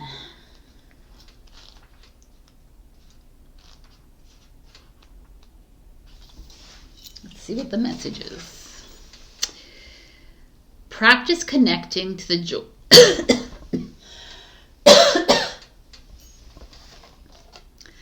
Practice connecting to the joy that is always deep within you. Pay attention to what brings you exquisite delight. If you don't know what that is, you are guided to experiment and explore. Connecting to the joyful capacity of your heart will heal so much negativity and uncertainty. Let your heart relax. Allow the spiritual grace that wishes to reorder your life to manifest in miraculous magic. Seraph is like the seraphim, is like the angels. So speak to your angels. To me, it feels like you are divinely connected, divinely guided. This is a beautiful energy, Capricorn. You're just being asked to, again, for lack of a better word, but trust your path that you're on. And if the storm comes and that means you lose your job, or the storm comes that you lose your relationship, or you have like this, it doesn't work out or whatever, trust. Trust, because that needed to come to you to step back for the next more beautiful thing to walk in. I know it's challenging to hear that, but it's really true. Trust me, I know from experience. It's like at that point of the black hole moment, you're like, I'm at my worst, that I can't do it. It's like, stay strong. It's coming. The light is going to shine soon. And it does. So that's why I enjoy the journey, not the destination, because sometimes the destination is something else in our minds, and then we go off the path. All right, my beautiful Capricorn, I love you so much. Check your rising and your moon for the messages. Also like, share, comment, subscribe, and super thanks me if you can. And join my Ko-fi membership platform where you can support me on a monthly basis, and I provide monthly readings and etc. etc. All right, I love you, and I'll see you next week. Bye. Hello, my beautiful Aquarius. We got the unexpected, the blue moon. Blue moon. This is like dating. That's even before my time. But anyways, 43 is a 7.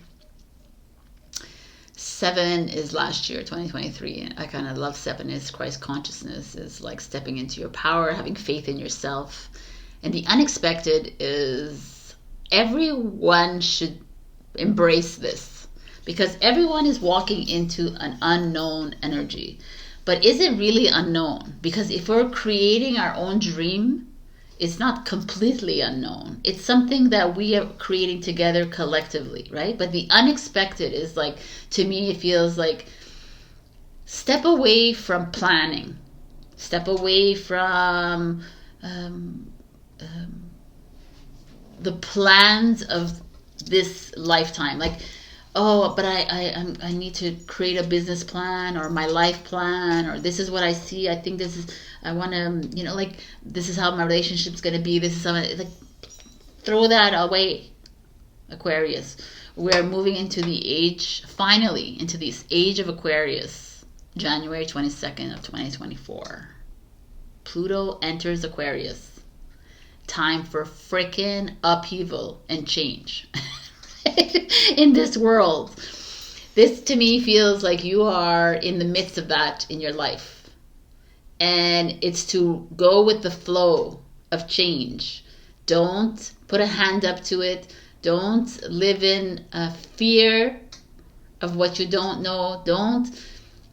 You can do whatever you want, but I'm saying, like, do live in this power of the unknown. Do live in this vision of dreaming our own reality, right? Let's live in like a world of new, instead of living in this old, I'm sure this is going to happen if I do this, like kind of world. Like, we're reprogramming ourselves. And it's coming to you, Aquarius, which makes a lot of sense. The Magician, bingo! This is a Gemini energy, but it's a air sign energy. And the Magician is, you got it all in your hand.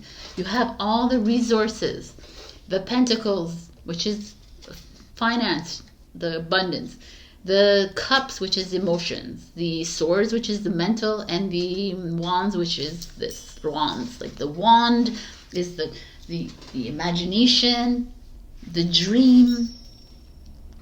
Where do you want to, like, I feel like right now we're in this point of our lives where, I mean, if you listen to my intro, then it's clear as day where I'm at. I'm ready to dream the new dream. I am done with this old simulation. I'm ready to dream a new simulation into being, right? And like, it's like, are you with me? Are we gonna gather? This is what's happening here. Are you ready to start anew within your life? Are you satisfied with, like, it's not about living a satisfied life and like, I'm happy like this. Nah. This is like, let's go above and beyond the magician. I mean, it's freaking cheetah here. I love it. This starburst and solar energy. Oh my God. Aquarius, the Fool. It's you. It's like, not only are you the, and I kind of like this, is the 1 and the 0 point, right? It's like, usually you start at the Fool, but this is like, okay, we're the magician, we're going backwards a little bit, and now we're the fucking Fool and we're taking a risk. It's like we have to change it around, right? We're going back to 0 point, neutrality. But even beyond neutrality, I feel like neutrality is still a freaking old simulation, old illusion. It's like we don't have to do anything, like I say, but I don't know, this like energy is so freeing to me. The unexpected is like the most beautiful energy ever to me. It's like, why do we have to live in a box? Why do I have to live within the confines of structure anymore? Because that's not the age of Aquarius, that was the age of Pisces, right? You are moving into your age. This is why we're here. We're here to like go above and beyond. And this is fun. The Queen of Cups is your challenge. I kind of like this. The Queen of Cups is a spiritual person, that mother, very mother energy. It's a Cancer energy. That grandmother, that divine feminine energy of the past. That feminine energy of the ancestors. We're keeping her there. We're changing the role of the mother. They're changing the role of the divine feminine. Because it's not the same anymore. We're not moving in those tides anymore. We're moving in a completely different flow. So it's like, are you going to allow your old version of you hold you into this new unexpected? Like how do you see yourself as a divine feminine or divine masculine who's watching this? How do you see yourself in this new dream? Do you see yourself being at service to others? Do you see yourself nurturing, always taking care of, or do you see yourself autonomous? And like, it doesn't really matter how we see ourselves, right? But as a collective spiritual group, a community, can we all like come together and just see ourselves as loving beings and be open to whatever transcends, right? Whatever happens.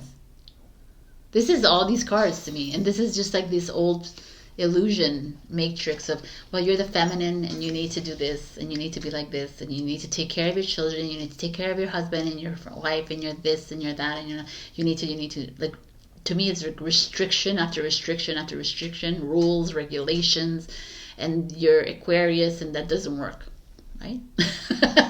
I'm freaking Taurus and it doesn't work for me. Like, I'm done. And it's like, it's almost like you've been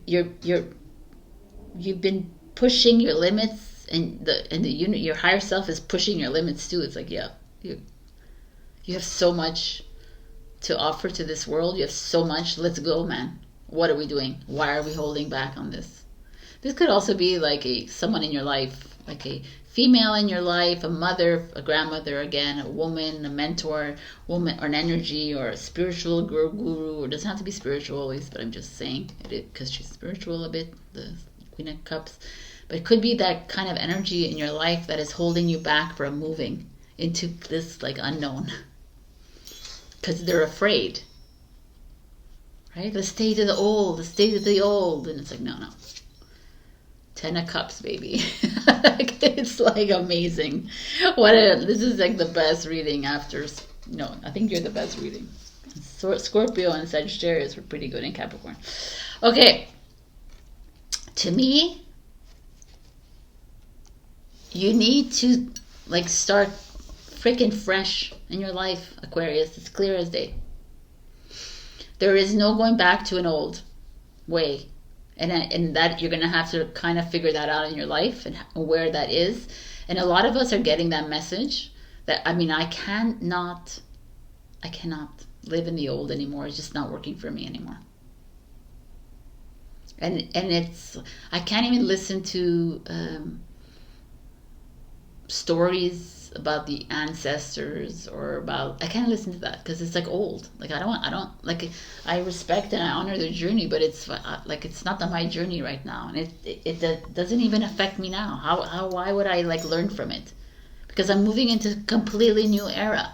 Like, so why would I even attach to anything from there, from my past, from our past?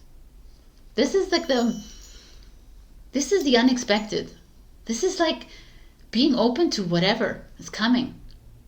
Are you ready to do this? Because you are being, like it's here for you, Aquarius, to take that role as this revolutionary, this change maker.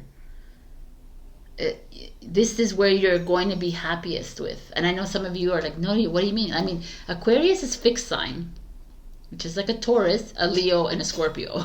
Fixed sign is a little bit harder to just jump into the new, but you are Aquarius, you are a high mind, you have a high mind. And we're asking you, Sabrina's asking you, to get out of that old energy. This could be an ex-wife as well, could be, like I say, could be someone in your life that wants to keep you grounded. And this is asking you to fly. You know, this is a Gemini, this is an Aquarius, this is a Pisces energy. Like, or even though we're coming to the end of the age of Pisces, you know, Pisces is still that intuitive, that spiritual warrior. So this is like a real big impasse in your life. And you're like, okay, do I want to stay in the box or am I ready to make a move? There's a feeling of you're definitely jumping into something completely new. I don't even see what it could be because it's everything here. And I think you feel it in your bones, Aquarius. There's the magician could be everything. Could be a job, a home, a family, a relationship, or whatever this is for you. It's time to take the risk. Even if you're being pushed back from the past, from a divine feminine in your life, from someone in your life that doesn't want to wants to keep you in that old energy, it's like time to release, because the 10 of Cups is happiness, fulfillment, it's everything. Your dreams coming true. So if you're ready to like step into an unknown, this is like what's waiting for you at the other end. And we all know that, right? It's the dream. Oh my God. Let's just see some advice here. Is this me? like I'm going to show you what this is from the Dark Mirror, which is like a little disturbing, this oracle deck. Is this me? She looks like a warrior though. I kind of like this right now because is this me? Like, look at yourself in the mirror and look at your life. Is this what I want in my life? Is this where I want to be? Like, but be really truthful with yourself. Like really, really go down deep and like take out that sword of truth and be truthful with where you want to be in your life. You know, you can keep it to yourself. You can do whatever, because you're never keeping anything to yourself anyways, because your whole team is watching and listening, right? You're never alone. So you can think you're lying to yourself, but they know you're like yourself, right? It's like whatever. It's like, so be truthful to you. Are you ready to let go of all attachments? Let go of all the ties that you have on this, in this simulation, in this illusion? And are you ready to dream into the new one? Because they're ready for this from you. The bridge, wow. It's so crazy. It's like we're here and the bridge is ready. Are you ready to jump? Are you ready to traverse across to this next? And it's like, you know, people like listen to me, but I can say this to Aquarius because you're just a little bit more out there like me. But people will listen to me and they will be like, what the fuck are you talking about, Sabrina? Like, what do you mean? Like, what am I'm going to cross the bridge to another dimension or whatever. Like me too. I think dimensions are of an old energy. I truly believe in my heart of hearts that anything that we know is old. So if I don't know something, I know it's new. That's it. So I'm going to dream into reality something that is completely outside of what I know. And that's what I'm doing. I'm in this dream world that, and I've been told that the dream world that you are creating is actually coming to fruition. So, but it's a completely different world. Like you step somewhere and it becomes a different landscape, and it's like, and it's there that we need to be. This is where we need to be. Not in this world. I mean, we can, like I said, I don't want to judge anymore. And people want to choose to live in this simulation, and they choose to live here. And they choose to live in the fear, and you choose to live in this kind of repression, or you choose to live in this old energy, then you do it, like, right?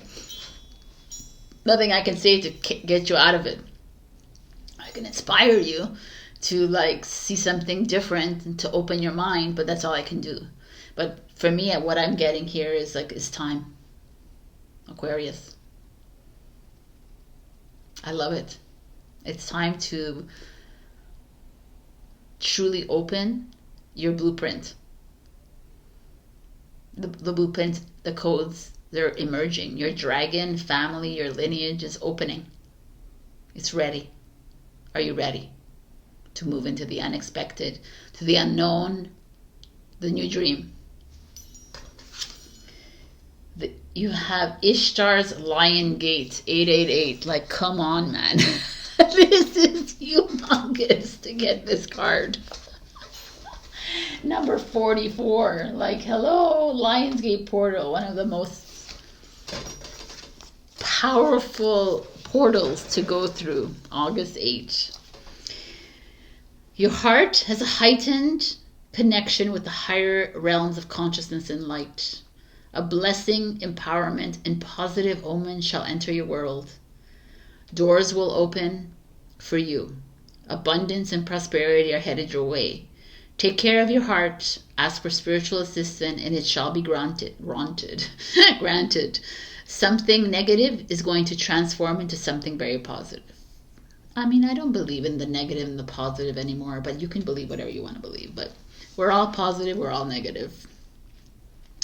Ishtar is the queen of the night, a dark goddess of loss and letting go, but also a priestess of light who holds the keys to renewed from suffering. She's relentless in her pursuit of the path to a true inner freedom. She willingly surrenders her attachments and her identities, even separating herself temporarily from her loved ones, with such boldness and confidence that she crosses into realms where others dare not go. She experiences vulnerability, and in that state discovers deep truth. That's deep.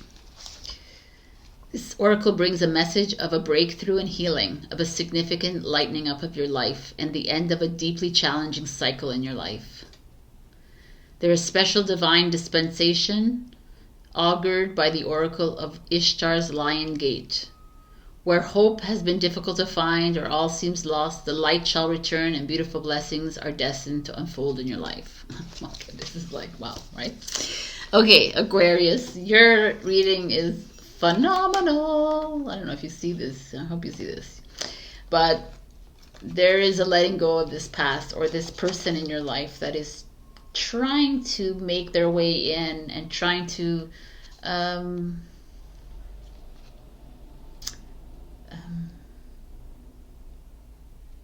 they're triggering you, or they're resisting, and they're maybe a little jealous too. Right? But happiness is coming, abundance is yours, everything is like working in your favor. It's just time for you to like let go and let flow and let God, right? Because that's who you are. I love you, Aquarius. I'll see you next week. Check your rising and your moon for the messages. Like, share, comment, share, and subscribe. And super thanks me, and join my Ko-fi membership platform as well. The link is below. All right. Have a great week. Bye. Hello, my beautiful Pisces. We got trust. I mean, trust has been my word of the year of 2023, and it will continue to be in 2024. Trust is this acceptance of your path, acceptance of yourself, is the love that you have for you, for humanity, is trust where you are in your life, trust that if it, in the poverty, in the lack, in the despair, that you're exactly where you need to be. And that's the big challenge that the humans have. What do you mean? I'm supposed to be in despair? I'm supposed to be in depression? I'm supposed to be in sadness? I'm supposed to be in all this? Yes. Trust that that is the experience that you wanted to experience at the moment, and that you will be free of that soon enough. Because we are powerful beings of light that do not, that choose to be the way we are on this earth. And it's that choice you take away from people when you choose to change their lives. You choose to heal them, to cure them, to do whatever, but that's their choice in their life. This is a huge, all right, I know, that's another series on its own. Okay, so Four of Wands speaks of success, marriage, commitment, happiness. Look, he's having a great time. He's between the portals. There's like job, promotion, raise. Something great is beautiful happening here for you. Four of Wands. It's Aries energy. So kudos. Ten of Swords. And then comes this. So it's almost like something great is happening. Maybe your project is it's more profitable than you expected. Maybe you're making a lot of money. Maybe you've been proposed to, and then this settles in. The guilt, the, oh my God, do I have enough money? Can we get married? Can we have this? Can we do this? And it's all the questions. Oh, you think I, like, do I need more? Should I ask for more? Should I get more? I don't have enough. I don't have enough. I don't have enough. Ten of Swords. I fear. I'm ashamed. Like all of it. All this like emotion and mental like crazy happening in your head. It's so interesting because here you've been given like this, and then you right away you move into this. And the Seven of Cups is your challenge, which is again a lot of, okay, let me just look at what. And the Knight of Wands is Sagittarius energy, which is interesting, this reading. Because the Knight of Wands is like travel. It's casual, flirty romance. Right? It's having fun. It's adventures in life. It's colorful. And it's a Saggy, and that's an Aries, fire signs, and this is Gemini, and this is Scorpio. So here you are, Pisces, being offered an opportunity of love, happiness, success. Something good is coming your way, has come your way, whatever. But your first instinct is to go into despair, is to go into overthinking. I don't trust, I don't believe, I don't think I have enough, I don't, like, grief, it's like guilt, fear. It's very interesting.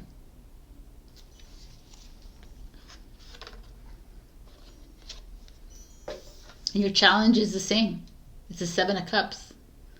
It's like, but what, like, okay, this is great, but what about if maybe should I like buy something else? Should I need to make more money, I need to do this, I need to do this, I need to, it's like bringing in a whole bunch of different paths, 7 more paths in your life when you were just given this and you needed to just trust the process.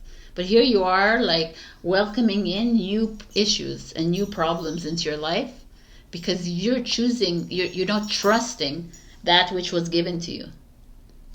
He just proposed to me, she just proposed to me, I just went into a relationship, but what if they're doing it only because they feel sorry for me, or they're doing it, and maybe they have other, and it's like, oh my God, Pisces, get out of your head.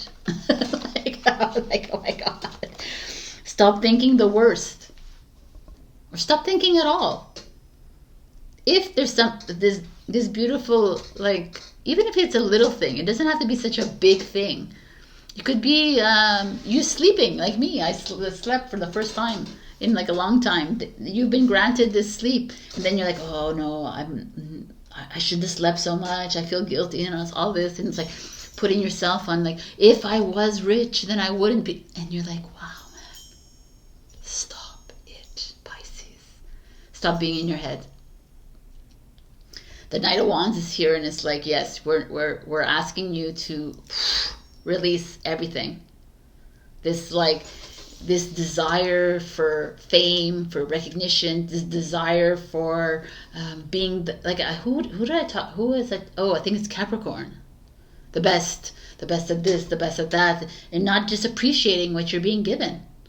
This is it, that you've been given, and like something like a boost on your journey, and you're too busy trying to create other reasons for you not to take it, or reasons for you to understand why you've been given this opportunity, instead of just trusting it, trusting that it came for a reason at this moment in time, and running with it, going for it, and having fun with it, and loving it, and being creative, and jumping, and like taking the risk. And like, oh, I have more money now, I'm going to go travel. Boop, I'm dropping everything. I'm going to travel. I'm not going to think about it. I'm going to just trust my journey. Trust that I am at this point in my life being given this open road to maybe start something new.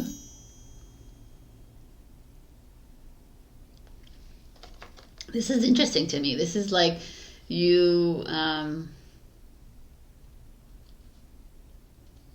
not even seeing the gifts that you are being given, whether it's by the divine, whether it's by your friends and family. Like, someone has given you time off for work, and instead of saying, okay, I'm going to go and travel, you're like, oh, but I don't have enough money to do this and this and and then wasting your week off that you were given, instead of going and freaking living life to the fullest and trusting that you were actually given that week by the divine, even though your boss gave it to you.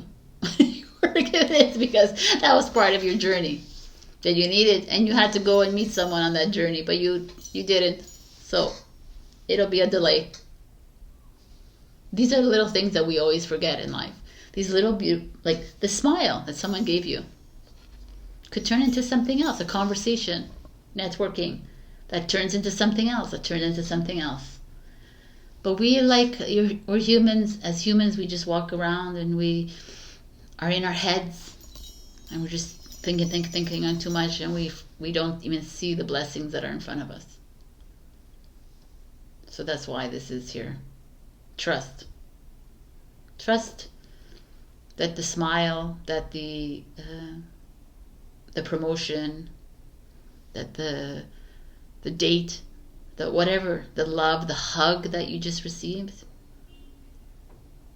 is all in divine timing, and it's all there for you to lift you up, to give you the confidence that you need to make the next move, to travel. I see travel a lot. I'm feeling travel for you. I'm feeling like a move. You're making a move, a change of home. Stop procrastinating. Stop thinking too much and go for it. I feel like there's someone, like you might be moving in with someone. Go for it. Jump. Do it, Pisces. Stop thinking. You need to live in London. Then what are you waiting for? Like, go for it. I don't understand. Stop thinking. Your advice is hiding your true self. Interesting. Are you hiding your true self, my beautiful Pisces? What is your true self? This is like a big one for humanity. Because like your true self, like I love it because it comes out with this red dress and this frog or whatever lizard is wearing a red dress as well. It's like, are you ready to make the move? Like, your true self is not a thinker. It's not ego. It's heart. It's like impulsive, spontaneous. It trusts. It trusts that whatever is coming is meant for me. So it's also truthful. That's hiding your true self. It's like you not hiding anymore. Someone's saying to you, hey, do you need a vacation? 100,000%. Hey, do you want to, do you need to quit your job? Yes. Right? Like, why? Because this and this and that. This is my truth, right? Stop hiding from yourself. Be yourself. Speak yourself. Do yourself. It's just like we live in a world where we live in a facade, where we're always like trying to be something for someone else, and we forget who we are. And we're being given like opportunities and we lose sight of them because we're so much in our mind. And why is this happening? Why is he asking me out? Why is she doing this? Like, just do it. The Knight of Wands is like, hello, jump. Go for it. Enjoy the desert. The desert is like arid land, right? It's dry. It's like, but it's expansive also. Right? The desert is like forever, like it's like, it feels like it's like a forever land to me. In the desert, you could look at it as like, oh, it's like bleh, like you're gonna die in the desert. Not, but I feel it as like the Knight of Wands is like freaking go. Who knows what you're gonna see? Maybe you're gonna find a lake, right? The desert to me is like our illusion. You see the desert and you're like, oh my God, I'm gonna die in the desert. But instead of dreaming the lake into fruition, you dream, you listen to the program and say, no, you're gonna die in the desert. So this is like a big change of how you see things to me happening here, Pisces. Like, this world would make you die in that desert. You'd be like, yeah, goner, because you forgot that you're the dreamer of your own reality. So just in knowing that, Pisces, means what? Means you can dream anything into reality. You can do that. Is it like being idealistic? Absolutely not. It's being a Knight of Wands and believing and trusting that I can do what the hell I want and jump on that horse and go travel, go live somewhere, go do this, go do it, accept the raise, accept the things, do.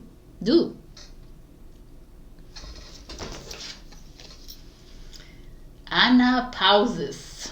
Interesting, I've never gotten her. Number 4. I'm using the White Light Oracle.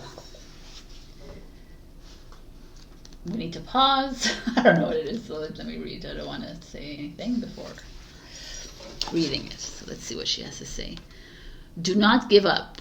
but allow your heart to disengage from your struggles. Give yourself much needed rest. You are in a phase of recovery. If you have been off your path, you are going to come back strong. You will regain your spark of passion, inspiration, and devotion. A certain order of events needs to take place for your soul path to come to fruition. Commit yourself to your sacred journey, trusting that the right thing will happen at the right time. Trust and trust and trust. It's fine. That's really beautiful. Take that time, enjoy your life, trust whatever is coming your way. To me, it's like, I don't know, it's like the spiritual, the Knight of Wands feels like a Fool card to me. Excuse me. Too much talking. Feels like a Fool card to me. It feels like you're being guided towards something, and it's your time to jump. You're too much in your mind. You're allowing people to like. There's a lot of resistance perhaps in your life, and it's just like, enough. Trust yourself. Trust your instinct. You got this. Speak your truth. Be you, Pisces. All right, I love you. I'll see you next week. Check your rising and your moon for other messages. Also like, share, comment, subscribe, and super thanks me if you can. And check my Ko-fi membership platform as well. All right, do you. Bye.